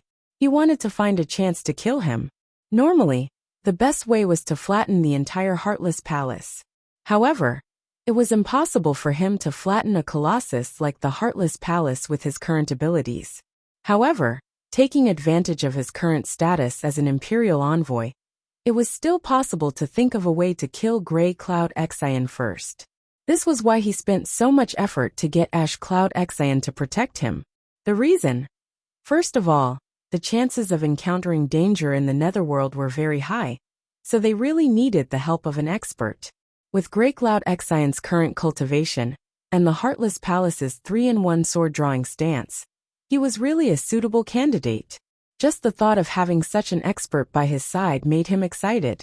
Secondly, as he said, Ash Cloud Xian might not dare to do anything to him in the open, but it was completely possible for him to do something in the dark, especially in the netherworld where even immortal emperors could not interfere.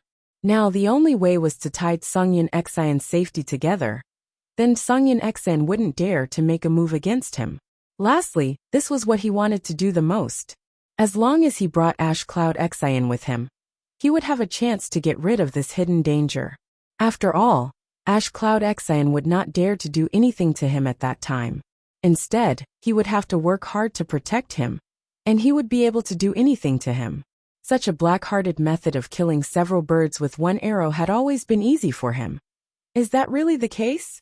Demingluan looked at Yu Qianqiu suspiciously. Although he said that, he did not think that Yu Qianqiu had the guts or the ability to do anything to Ash Cloud Xian. He had underestimated Yu Qianqiu's character. If I don't do this, who can guarantee that Ash Cloud Xian will not do anything to me in the dark? Yu Qianqiu smiled bitterly as he cupped his fists and said, "Please help me, Senior Great Bright Wheel, for the sake of Senior Yin and Senior Wei." Demingluan's eyes flickered with suspicion. He was experienced enough to sense that something was wrong. Asking his enemy to protect him? This was the first time he had heard of such a thing, after living for so many years. He didn't know what this guy's brain was made of. How could he think of such a way? But after thinking about it, he felt that Yu Qianqiu's concerns were not wrong. He paused and said, "I'll try my best. As for whether the Immortal Palace will agree to your request, I can't guarantee it. Wait for my news." Hee. Thank you, Senior. I won't disturb you any longer. Go on with your business. Yu Qianqiu bowed and left. He was confident in Demingluan's ability. Since the other party had promised to try his best, then this matter should not be far from the truth. As for what the other party would say to make the Immortal Palace agree, that was not something he should worry about.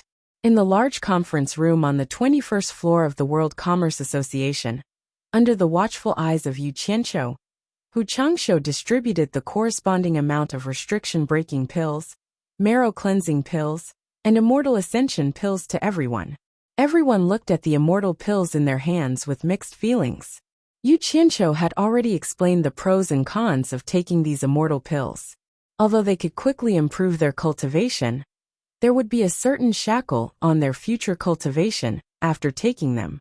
Very few people could break through to the great immortal stage and above. Looking at the complicated expressions on everyone's faces, Yu Qianqiu understood what everyone was thinking. If these immortal pills fell into the hands of ordinary soul formation cultivators with no background, they would definitely be overjoyed. But these people were not ordinary soul formation cultivators. Each of them had extraordinary wisdom, although they were temporarily hiding here, who didn't want their cultivation to reach the peak of cultivation one day. I've already explained everything clearly to everyone. It's up to you whether you want to take it or not. I won't force you, but there's something I want to remind everyone. Yu Qianqiu looked around at everyone and said in a low voice, if anyone is willing to take it and use it to improve their cultivation, when you go to the immortal ascension passage guarded by the immortal palace to forge your immortal body, you must go in batches. When the first batch returns, the second batch will go again to avoid unnecessary trouble. At this point, he didn't say anything else and walked out alone. As for why he didn't use the heavenly lightning to forge everyone's immortal body, he had his own considerations. The hundreds of people here were all in the open. If they used immortal pills to forcefully increase their cultivation, no one could say anything. But if they suddenly all reached the immortal realm, without going through the immortal ascension passage guarded by the immortal palace, not to mention the suspicion of others, the immortal palace would first set their eyes on the World Commerce Association. Some things had to be sacrificed before they could gain. It was impossible for everything to be smooth sailing forever. Yu Qianqiu could only sigh slightly. He still had to hide what he had to hide from everyone for the time being. Who knew that once he left the conference room, he would receive a jade talisman from Wei Chuanxiu, asking him to quickly go to the rooftop. Yu Qianqiu arrived at the rooftop with a face full of suspicion. Just as he was wondering what Wei Chuanxiu was doing, he saw that De Mingluan was also there. He immediately walked over cheerfully and cupped his hands. Greetings, master. Wei Chuanxiu stared at him with an annoyed expression and asked, what the hell are you doing? You actually need Grey Cloud Messenger to protect you? Did you take the wrong medicine? Clearly, De Mingluan had already told them about this. As you wish. De Mingluan snorted. The Immortal Palace has already sent a decree to Heartless Palace's sect master Wang Qing. Yu Qianqiu's eyes instantly lit up. He asked. Heartless Palace agreed. You don't have to worry about this. De Mingluan's gaze suddenly stared in the direction of the Heartless Palace's branch. He said indifferently, there is no room for negotiation with the decree from the Immortal Palace. He has to agree whether he wants to or not. Hee. That's good, that's good. Yu Qianqiu rubbed his hands happily. He was worried that this matter would be troublesome. He didn't expect De Mingluan to help him settle it so quickly. He was indeed capable. Who knew that De Mingluan would look at him coldly and pour cold water on him? Don't be too happy too early. The reason why the Immortal Palace can send this decree is because of the Immortal Emperor. The higher-ups want me to tell you that if the Immortal Emperor isn't satisfied with the result, he will hand you over to the Heartless Palace and let them do whatever they want to you. Yu Qianqiu couldn't smile anymore. It was as if something was strangling his neck. He then said awkwardly, it should be fine. As long as Zhongyan Xang cooperates with me, I won't disappoint the Immortal Emperor. Please help me pass this message to the Immortal Palace. He was indeed scared just now. After all, no one could guarantee that the Immortal Emperor would be satisfied with what they came up with. But on second thought, if he really messed things up, he really didn't believe that the Immortal Palace had the ability to capture him. He still had some confidence in his ability to escape. De Mingluan nodded slightly. His gaze paused on Wei Chuanxiu and Yin Peng's faces. Then, he slowly took out a golden token and handed it to Yu Qianqiu. You said you want to go to the Netherworld, but the Netherworld is not like the Celestial Realm. It is already out of the Immortal Palace's control. It is the Emperor of the Underworld's territory. Plus, the Emperor of the Underworld and the Immortal Emperor have always had small conflicts. No one can guarantee their safety if they go there. Most importantly, even though the Emperor of the Underworld is revered in the Netherworld, because the territory is too vast, the majority of the places have always been in a chaotic situation where warlords are divided. This is the token of authority of the World Commerce Chamber of Commerce. Maybe it can help you at a critical moment. Wei Chuanxiu and Yin Peng looked at each other without saying anything. They both glanced at Yin Peng with complicated expressions. Yu Qianqiu, who received the token, was also slightly startled. On one side of the golden token, the World Commerce Chamber of Commerce's logo was engraved. On the other side, there was a moonlit night scene of clouds passing by, and a bright moon shining in the sky. This token was the symbol of him, Deming Luan, representing the Immortal Palace to be in charge of the World Commerce Chamber of Commerce. Regardless of whether this token was useful in the Netherworld or not, Yu Qianqiu would remember the Deming Luan's friendship. However, this was a different matter. He still had to ask clearly what he needed to ask. It would be troublesome if he did something stupid in the Netherworld. Yu Qianqiu paused and asked, "Didn't you say that the Immortal Emperor and the Emperor of the Underworld always had small conflicts? Your authority token is also useful in the Netherworld?" Wei Chuanqiu and Yin Peng were more or less confused about this. The Deming Luan faintly smiled. Although the Netherworld is chaotic, there is always an Onyx army everywhere in the Netherworld to suppress those restless fellows. This Onyx army is under the command of Madame He Qi. Madame He Qi is also the only subordinate of the Emperor of the Underworld, who has the most frequent business dealings with the Immortal World. Although she has never been to the Immortal World, because I am in charge of the World Commerce Chamber in the Immortal World, I have personally gone to the Onyx Palace in the Netherworld several times. Among the people in the Immortal World, I am the one who has the most contact with Madame He Qi, and we have some friendship. She will give me some face if there is anything. Madame He Qi? Wei Chuanqiu asked curiously. I have never heard of this person before I cultivated. Is she the woman who is rumored to have hooked up with the Emperor of the Underworld? She is quite a fast climber. Yu Qianqiu was also curious.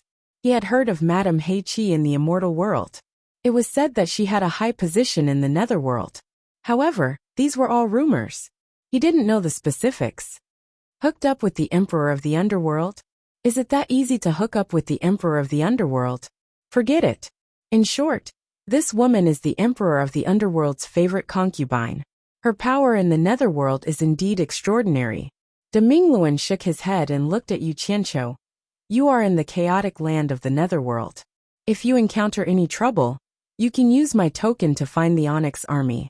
I believe Madame He Qi will ask the Onyx army to take care of you. With the Onyx army's illustrious reputation in the chaotic land, they can at least save you some trouble.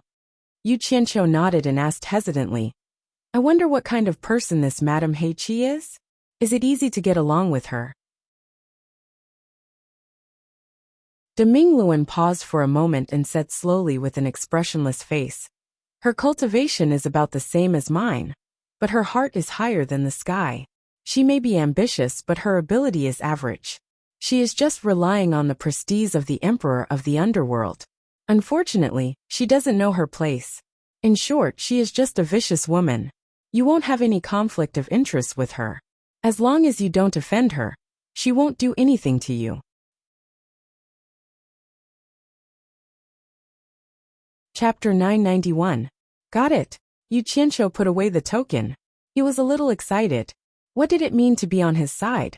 This was what it meant to be on his side. Yin Peng, who had been silent all this while, suddenly asked, Yu Qianqiu brought your token to the Netherworld to show off. Will you be in trouble if news of this gets back? Deming Luan smiled. What trouble can I get into? I just accepted the Immortal Emperor's decree to help Yu Qianqiu as much as I can. If someone asks, I'll just say this. Hearing this, the three heaved a sigh of relief. Some people were happy, while others were worried. In the back room of the Passionless Palace's branch, there was a series of crashing noises. The disciples who ran in to see what was going on were chased out by a shout of scram. The tables and chairs inside were all smashed to pieces, and Songyan Xian was panting heavily as he stood on the broken wood with a red face and neck. High Priest, please calm down. An old man on the side. This person was called Mei He.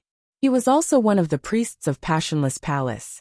His position in Passionless Palace was second only to Grey Cloud Xian. He came because Passionless Palace had received the decree from the Immortal Palace. It asked Grey Cloud Xian to protect Yu Qianqiu. After Passionless Palace's sect master Wang Qing received the decree, he was silent for a long time. No one would be able to accept that they had to protect their enemy after their grandson was killed. Therefore, Wang Qing didn't send a message to Grey Cloud Xian. Instead, he asked Mei He to come personally. He was afraid that Grey Cloud Xian couldn't understand, and asked Meihe to do the thinking. Before Meihe came, Wang Qing had told him that if Grey Cloud Xian couldn't accept it, he could contact him.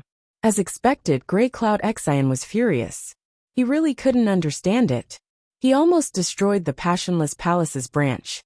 Finally, under Meihe's repeated persuasion, Grey Cloud Xian contacted Wang Qing angrily. Wang Qing didn't try to persuade him. He only told him that it was true. He did receive the decree from the Immortal Palace. He told him to think of the big picture. Then, Wang Qing cut off the connection, which led to the current scene. Just for a song, just for a song. The Immortal Palace has gone too far. Sect leader, why are you forcing me like this? Why are you forcing me like this? Sungyan Xian was so angry that his entire body trembled as he roared. Yu Qianqiu. To him, this was simply an extraordinary humiliation. Not to mention the fact that he couldn't accept it emotionally. Once this matter was spread out, he would definitely become the laughingstock of the three realms. Meihe quickly glanced at his surroundings. Fortunately, he had set up a soundproof barrier in advance. Otherwise, if Grey Cloud Xian's voice was heard, it might cause a lot of trouble for the Heartless Palace. Using his feet to push aside the broken tables and chairs, Meihe walked to Grey Cloud Xian and said with a bitter smile, "You can't blame the sect master for this. Others see our Heartless Palace as the #1 sect in the immortal world. But don't tell me you and I don't know the situation our Heartless Palace is in? It's as dangerous as a pile of eggs.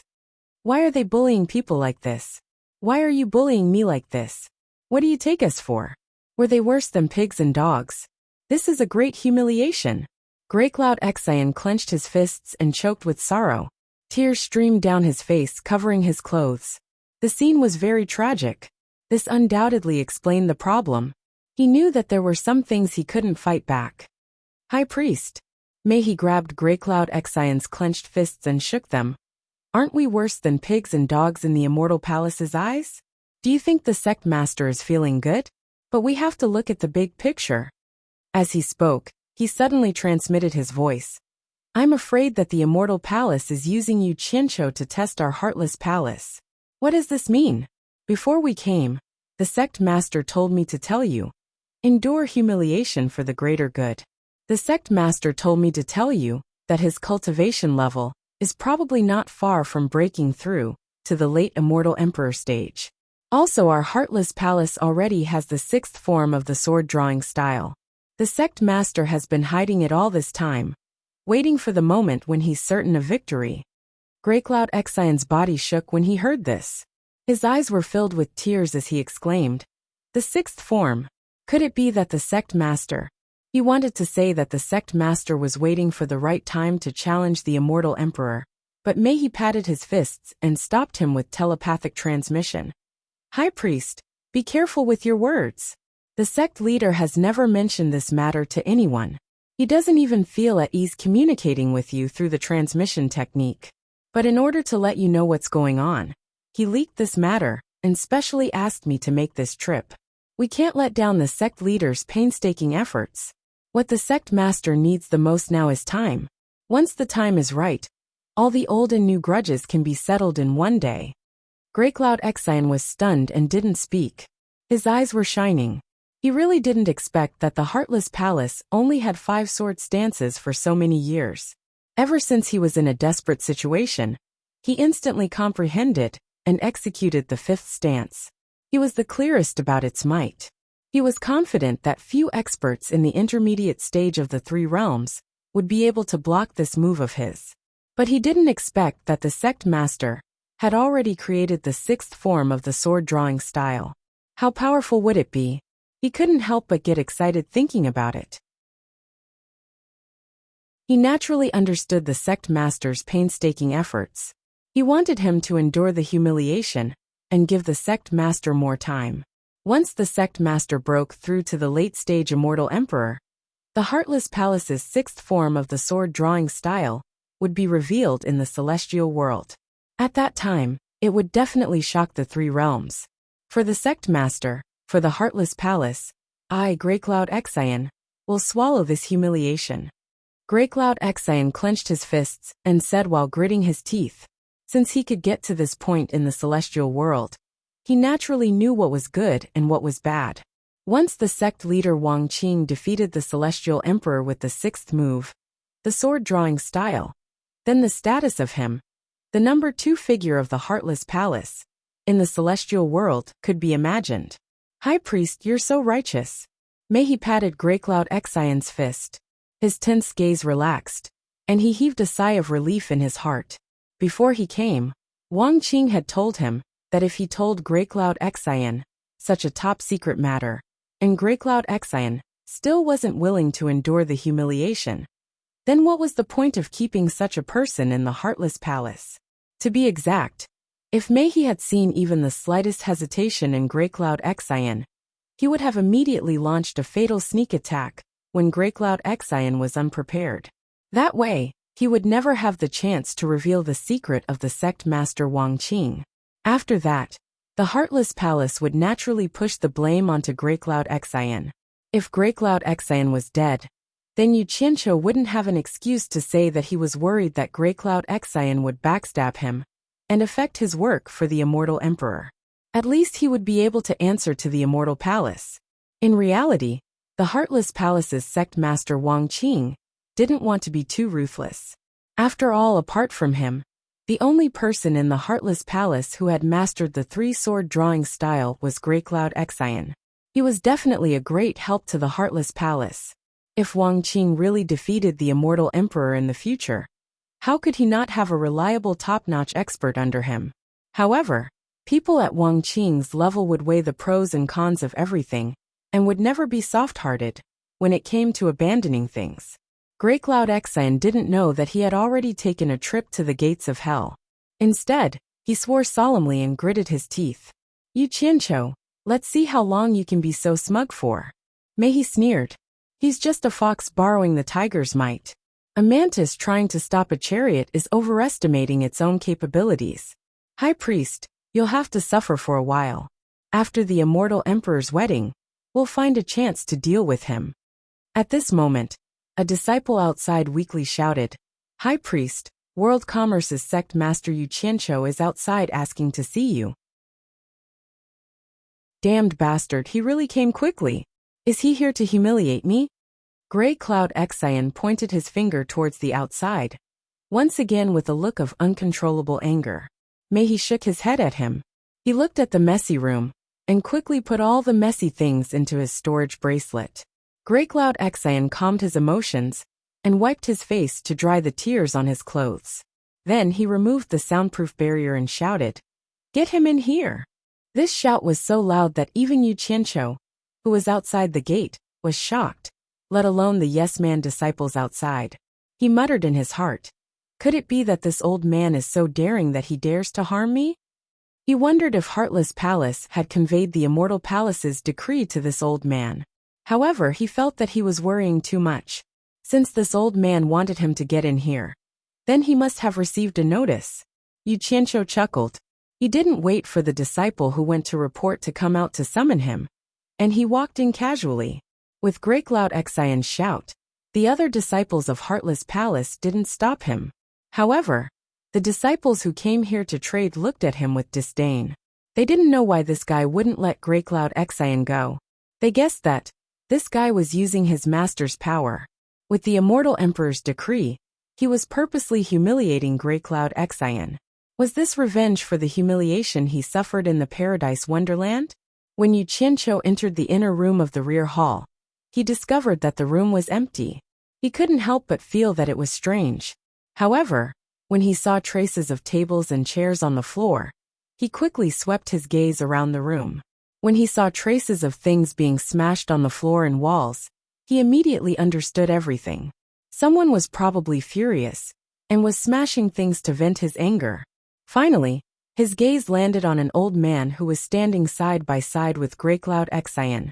Someone who could stand side by side with Grey Cloud Exion naturally had a high status in Heartless Palace. Yu Qianqiu was slightly startled. Then, he smiled and cupped his hands at Grey Cloud Exion.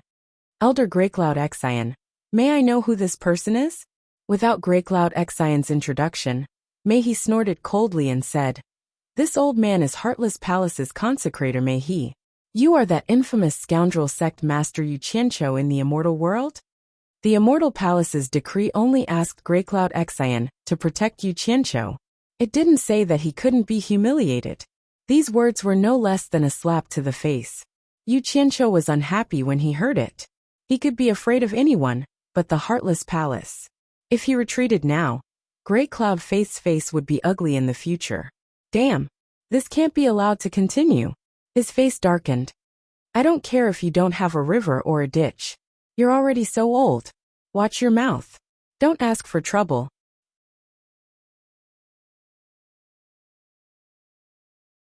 Chapter 992. How dare you? Mei shouted angrily. One of his sleeves bulged as if it was filled with air, and his killing intent instantly boiled. Songyan Xian pressed his hand and said gloomily, "Don't bother with him. It's too easy for him to kill him like this." Mei was slightly stunned. He was here to persuade Songyan Xian to swallow the humiliation. Why was it Songyan Xian who was persuading him now? Little did he know that some things did not happen to him.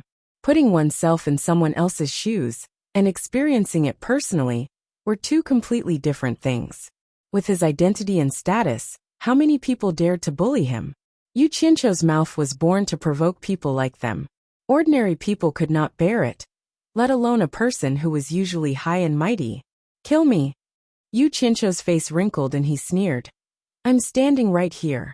Try and touch me if you have the guts." "I don't think you have the guts." His eyes fell on Songyan Xian's gloomy old face, and he said word by word, "I'm not in the mood to talk nonsense with you now. I'll give you 1 day to prepare. Leave with me tomorrow. Goodbye." He turned and left. "You're courting death," Songyan Xian shouted. He was indeed irritated. Mei was shocked and quickly pulled him back. Yu Qianqiu looked back at the two of them and sneered. He left without saying a word. It could be said that he came in high spirits, but returned in disappointment. He felt that he was not surprised at all. This was the effect he wanted. He wanted to test the other party's bottom line. In the end, only the two old brothers were left in the room. After a long time, Songyan Xian turned to Mei and said, "Now you know that this bastard should be killed." Mei felt a little dumbfounded and could only sigh slightly. "Let's focus on the overall situation." Then he frowned slightly and said, "Why do I feel that this matter is a little strange? Could this kid be plotting something?" "Him? How dare he?" Songyan Xian looked disdainful. Mei shook his head and said in a low voice, "How many people with his cultivation have you seen dare to treat us like this?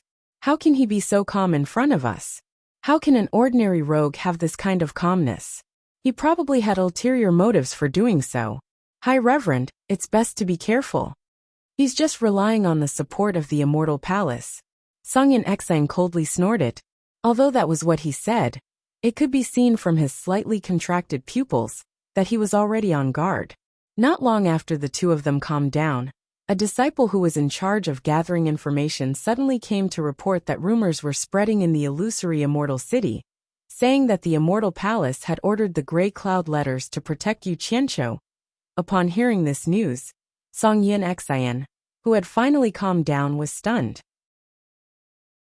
Although he knew that this matter would spread sooner or later, and he would lose face sooner or later, it just had to come at this time. Without thinking, he immediately associated it with Yu Qianqiu. He was so angry that he almost vomited blood. He roared, "How dare you? Sooner or later, I'll tear you to pieces."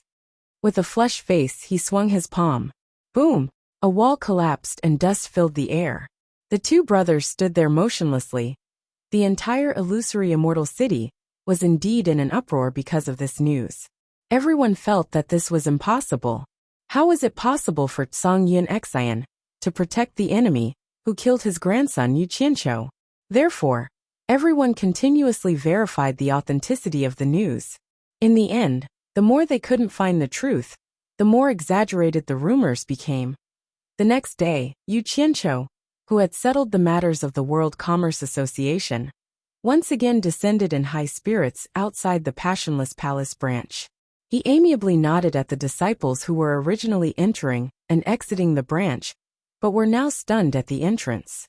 He smiled at the hostile passionless palace disciples and said, "Tell Song Yin Xian that he can leave." As he watched the passionless palace disciples leave in a hurry, Yu Qianqiu calmly stood with his arms crossed and looked into the hall with a smile. He wanted to see if Song Yin Xian could restrain himself by spreading the rumors all over the place and provoking Song Yin Xian over and over again. If he didn't figure out the other party's bottom line, he would feel guilty. If the other party suddenly launched a sneak attack while the two of them were interacting, then he would be out of luck. It would be good to give the other party a heads up and strengthen the other party's immunity to provocation. Indeed, some time passed.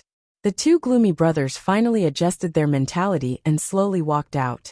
Under everyone's unblinking gaze, Song Yin Xian stared at Yu Qianqiu and asked in a low voice, "Where are we going?" He more or less resigned to his fate. The disciples from the various sects who were watching the show looked at each other in tacit understanding. The meaning behind his words couldn't be clearer. Needless to say, the rumors were true. Yu Qianqiu chuckled and said, "You'll know when we get there." The corner of Song Yin Xian's mouth twitched. He saw that Yu Qianqiu had already taken out a flying shuttle into the air and flashed onto it. He waved at him from above, indicating for him to come up quickly. As he cupped his hands to send him off, Song Yin Xian finally gritted his teeth and flashed onto the shuttle. He tried his best to turn his head away from Yu Qianqiu's ugly face. "Where are we going?" Yu Qianqiu said slowly and unhurriedly. "The Netherworld." Song Yin Xian was stunned. He turned around to look at the other party, only to see the other party reaching out to the front of the flying shuttle. He immediately sneered and said, "The decree I received from the Immortal Palace is only to protect you. I have no obligation to help you control the flying shuttle. The journey to the Netherworld is long. Don't you think that with your cultivation, it will be faster to control it? What does it have to do with me whether it's faster or not? I'm not in a hurry." Song Yin Xian sneered again and again. It was already embarrassing enough.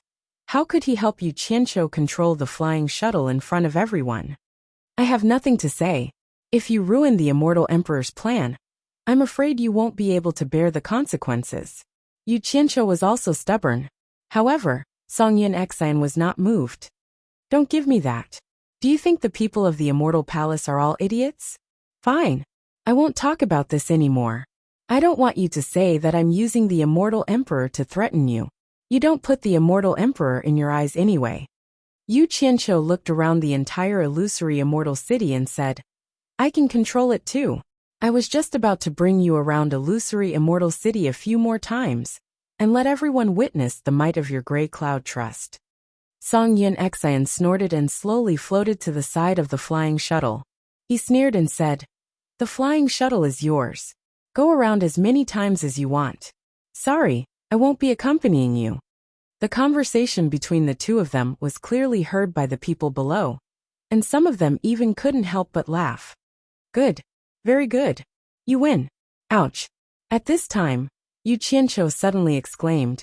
He clutched his chest and staggered a few steps on the flying shuttle, as if his heart was in pain. Under Song Yin Xian's cold gaze, the flying shuttle carrying Yu Qianqiu slowly landed in front of the Passionless Palace's branch gate. While everyone was looking at each other, Yu Qianqiu staggered to the back of the flying shuttle and sat down. He weakly waved his hand at the crowd and said intermittently, May I know who is willing to do a good deed and help.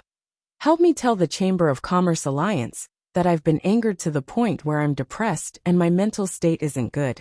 I'm afraid I'll need to rest for a year and a half, and I'm afraid I'll miss the Immortal Emperor's important matter. I hope the Immortal Palace can find someone better to take on the heavy responsibility."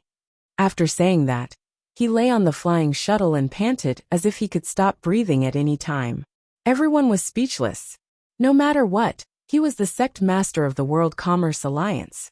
This guy was really bold to play so openly and use the Immortal Emperor's matter to threaten others. But then again, if this matter really got out of hand, even if the Immortal Palace took care of Yu Qianqiu, how could he, Song Yin Xian, who played along with Yu Qianqiu, have a good ending? This was clearly a case of the barefooted not afraid of those who wore shoes. He was acting shamelessly. Song Yin Xian, who was in the air, and Mei He, who was at the gate, had dark expressions on their faces. The surroundings were completely silent.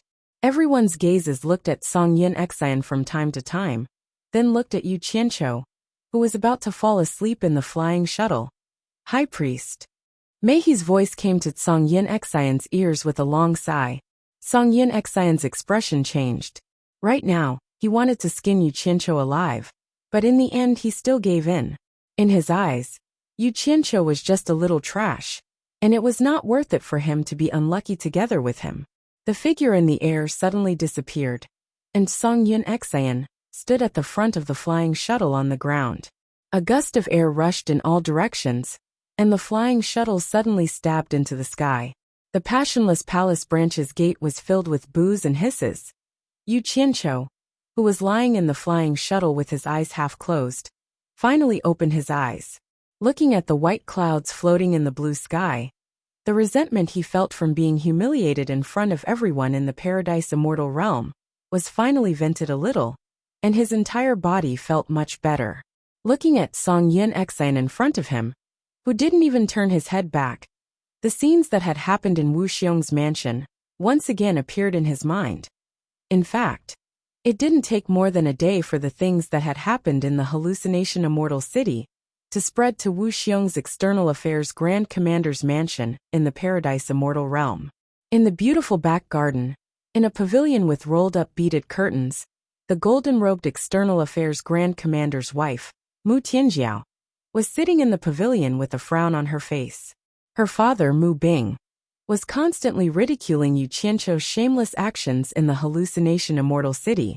Mu Bing, relying on his identity as the External Affairs Grand Commander of Wu Xiong's Immortal Palace, could be said to frequently travel between the Four Links Chamber of Commerce and the Paradise Immortal Realm. He spent most of his time in the Paradise Immortal Realm, and most of the Four Links Chamber of Commerce's matters were handed over to his disciple, Nan Tianlong. Regarding this, he had nothing to worry about. With his current identity, even if he wasn't there to oversee the Four Links Chamber of Commerce, no one would dare to cause any trouble. There was no lack of people in the world who had been oppressed for a long time, but once they made a comeback, they instantly forgot everything. They enjoyed the feeling of getting whatever they wanted, and they even wantonly played with power. The world called these people petty people intoxicated by success. Mu Tianjiao held her forehead with one hand and placed her elbow on the stone table with a plate of fruits and ambrosia. I just don't understand why the Celestial Emperor would let that shameless person compose a song. It's simply the biggest joke in the world. Father. Mu Tianjiao, who was deep in thought, suddenly raised her head and stopped Mu Bing from continuing. Her eyes were faintly filled with grief and indignation as she said, "Father, how dare you talk about the Celestial Emperor behind his back? Aren't you afraid of incurring his wrath and implicating me and Wu Xiong?" Mu Bing's expression changed, and he quickly looked around. Seeing that there was no one around, he heaved a sigh of relief, but his heart was still pounding. He also knew that he had gotten a little carried away just now and spoke without thinking. However, the atmosphere in the pavilion became a little awkward. Mu Bing was now more or less a taboo towards this daughter of his. After all of his glory came from this daughter.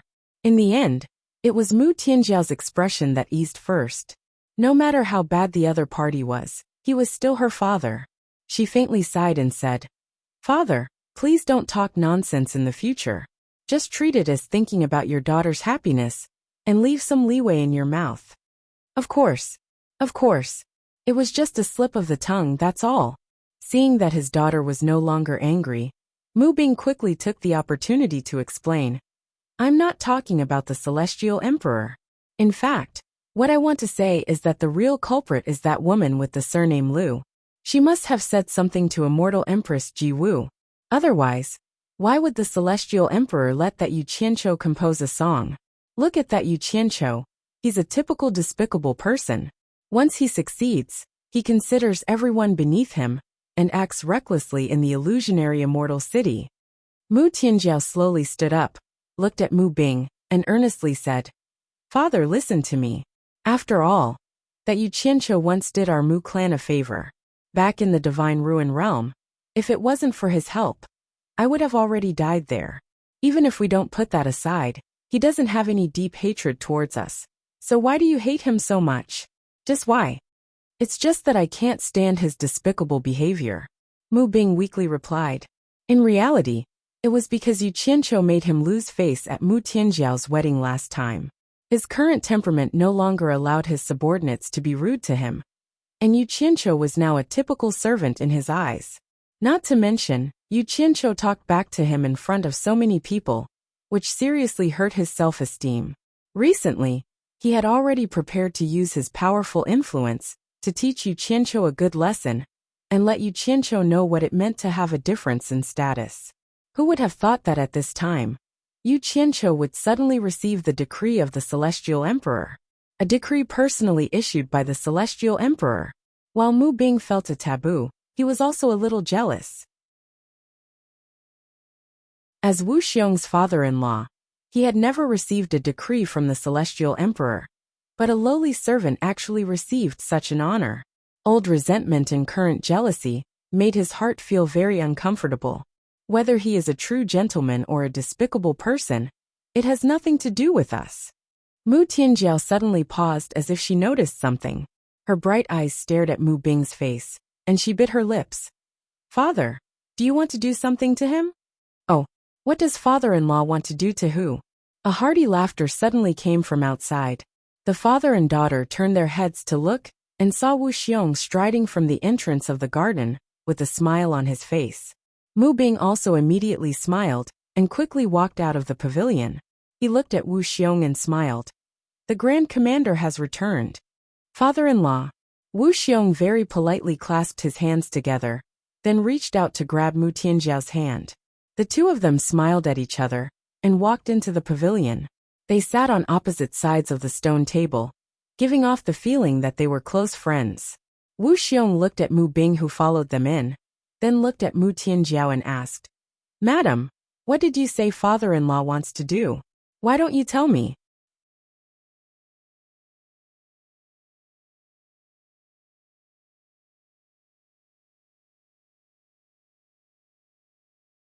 Once the Four Links Chamber of Commerce had enough capital to expand, it wouldn't be too late to establish a branch in hallucinatory Immortal City. In fact, most sects and chambers of commerce did this. Sometimes, moving too fast might not be a good thing. What does father-in-law think? Since he said so, what else could Mu Bing say? He nodded awkwardly. He was too embarrassed to face his daughter here, so he squeezed out a smile and said, I have something to do at home, so I'll go back first. Wu Xiong could feel Mu Bing's awkwardness, and also felt a little embarrassed. After all, this was caused by him. He immediately stretched out his hand and said with a smile, I'll see you off, father-in-law. Mu Tianjiao bit her lips as she watched the two men leave. Tears flowed uncontrollably from her eyes. She never thought that something she held so firmly would be so disdainful in her father's eyes, as if he could abandon it at any time. Outside the External Affairs Grand Commander's residence, one could see the undulating mountains and the beautiful scenery. Wu Xiong, who had sent Mu Bing to the edge of the cliff, looked at the ashen-faced Mu Bing and said with a faint smile, We're all family.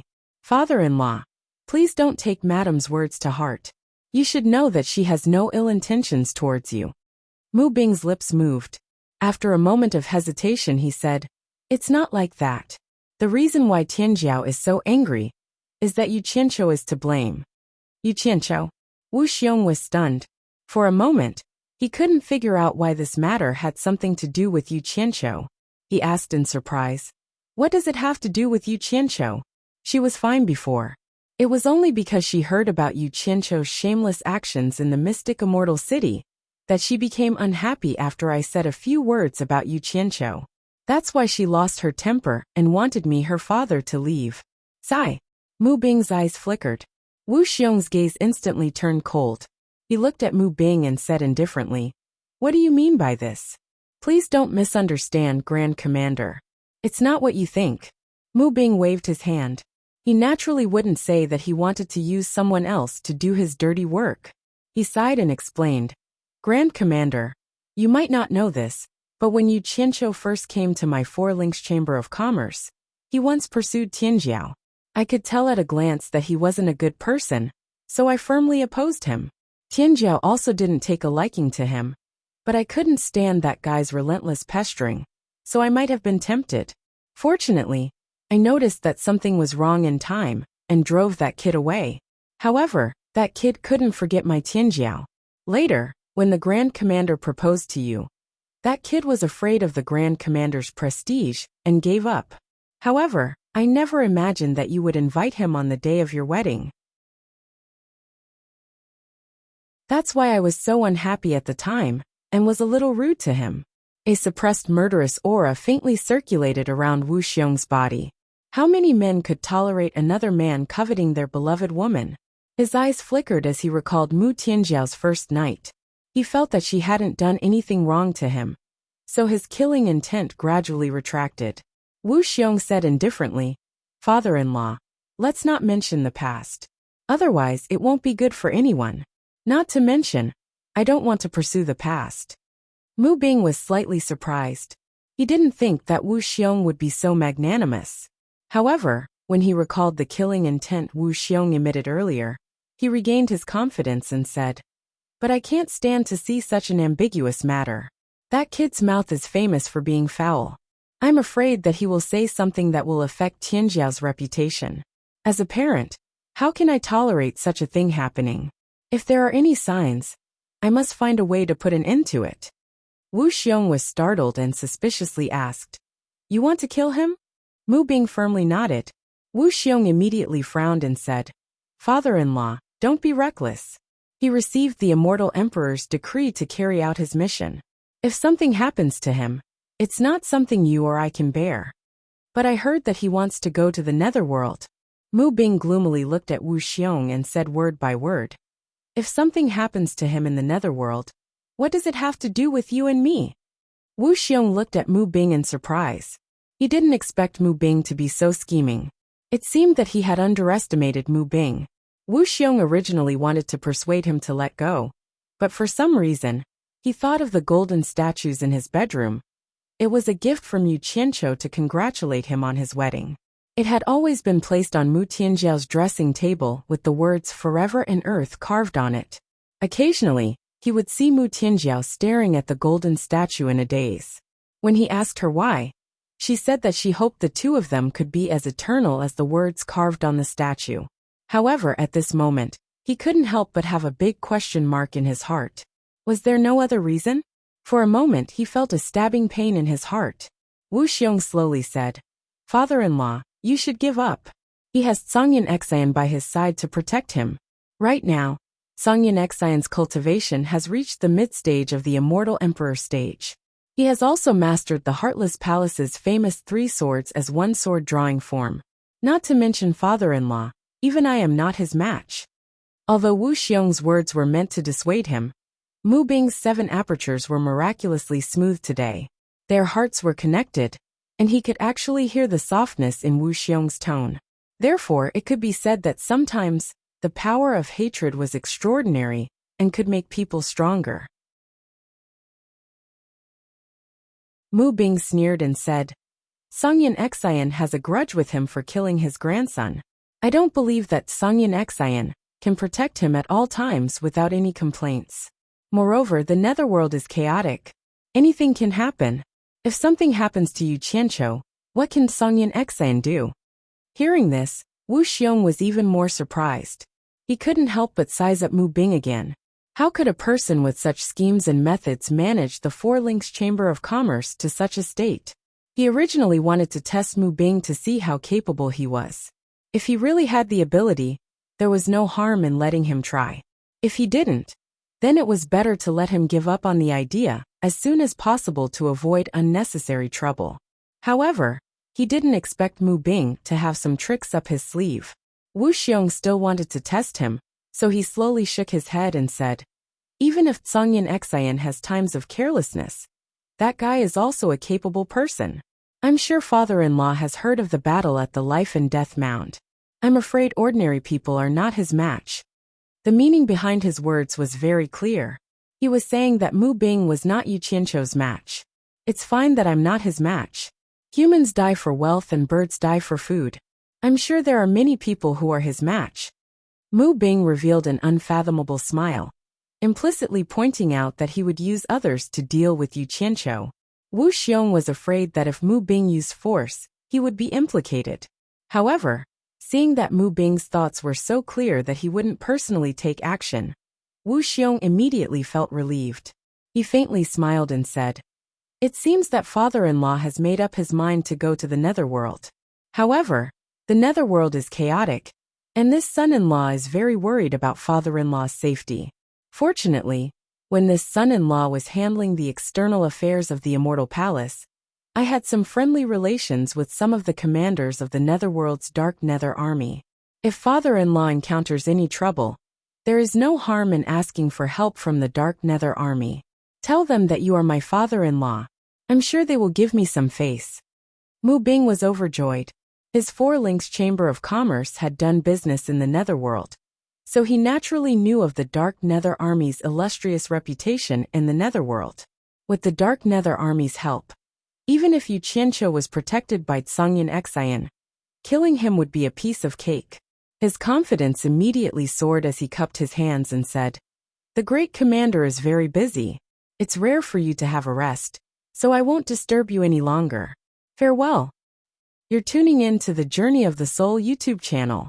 Don't forget to subscribe and join us on this journey to catch the most captivating stories.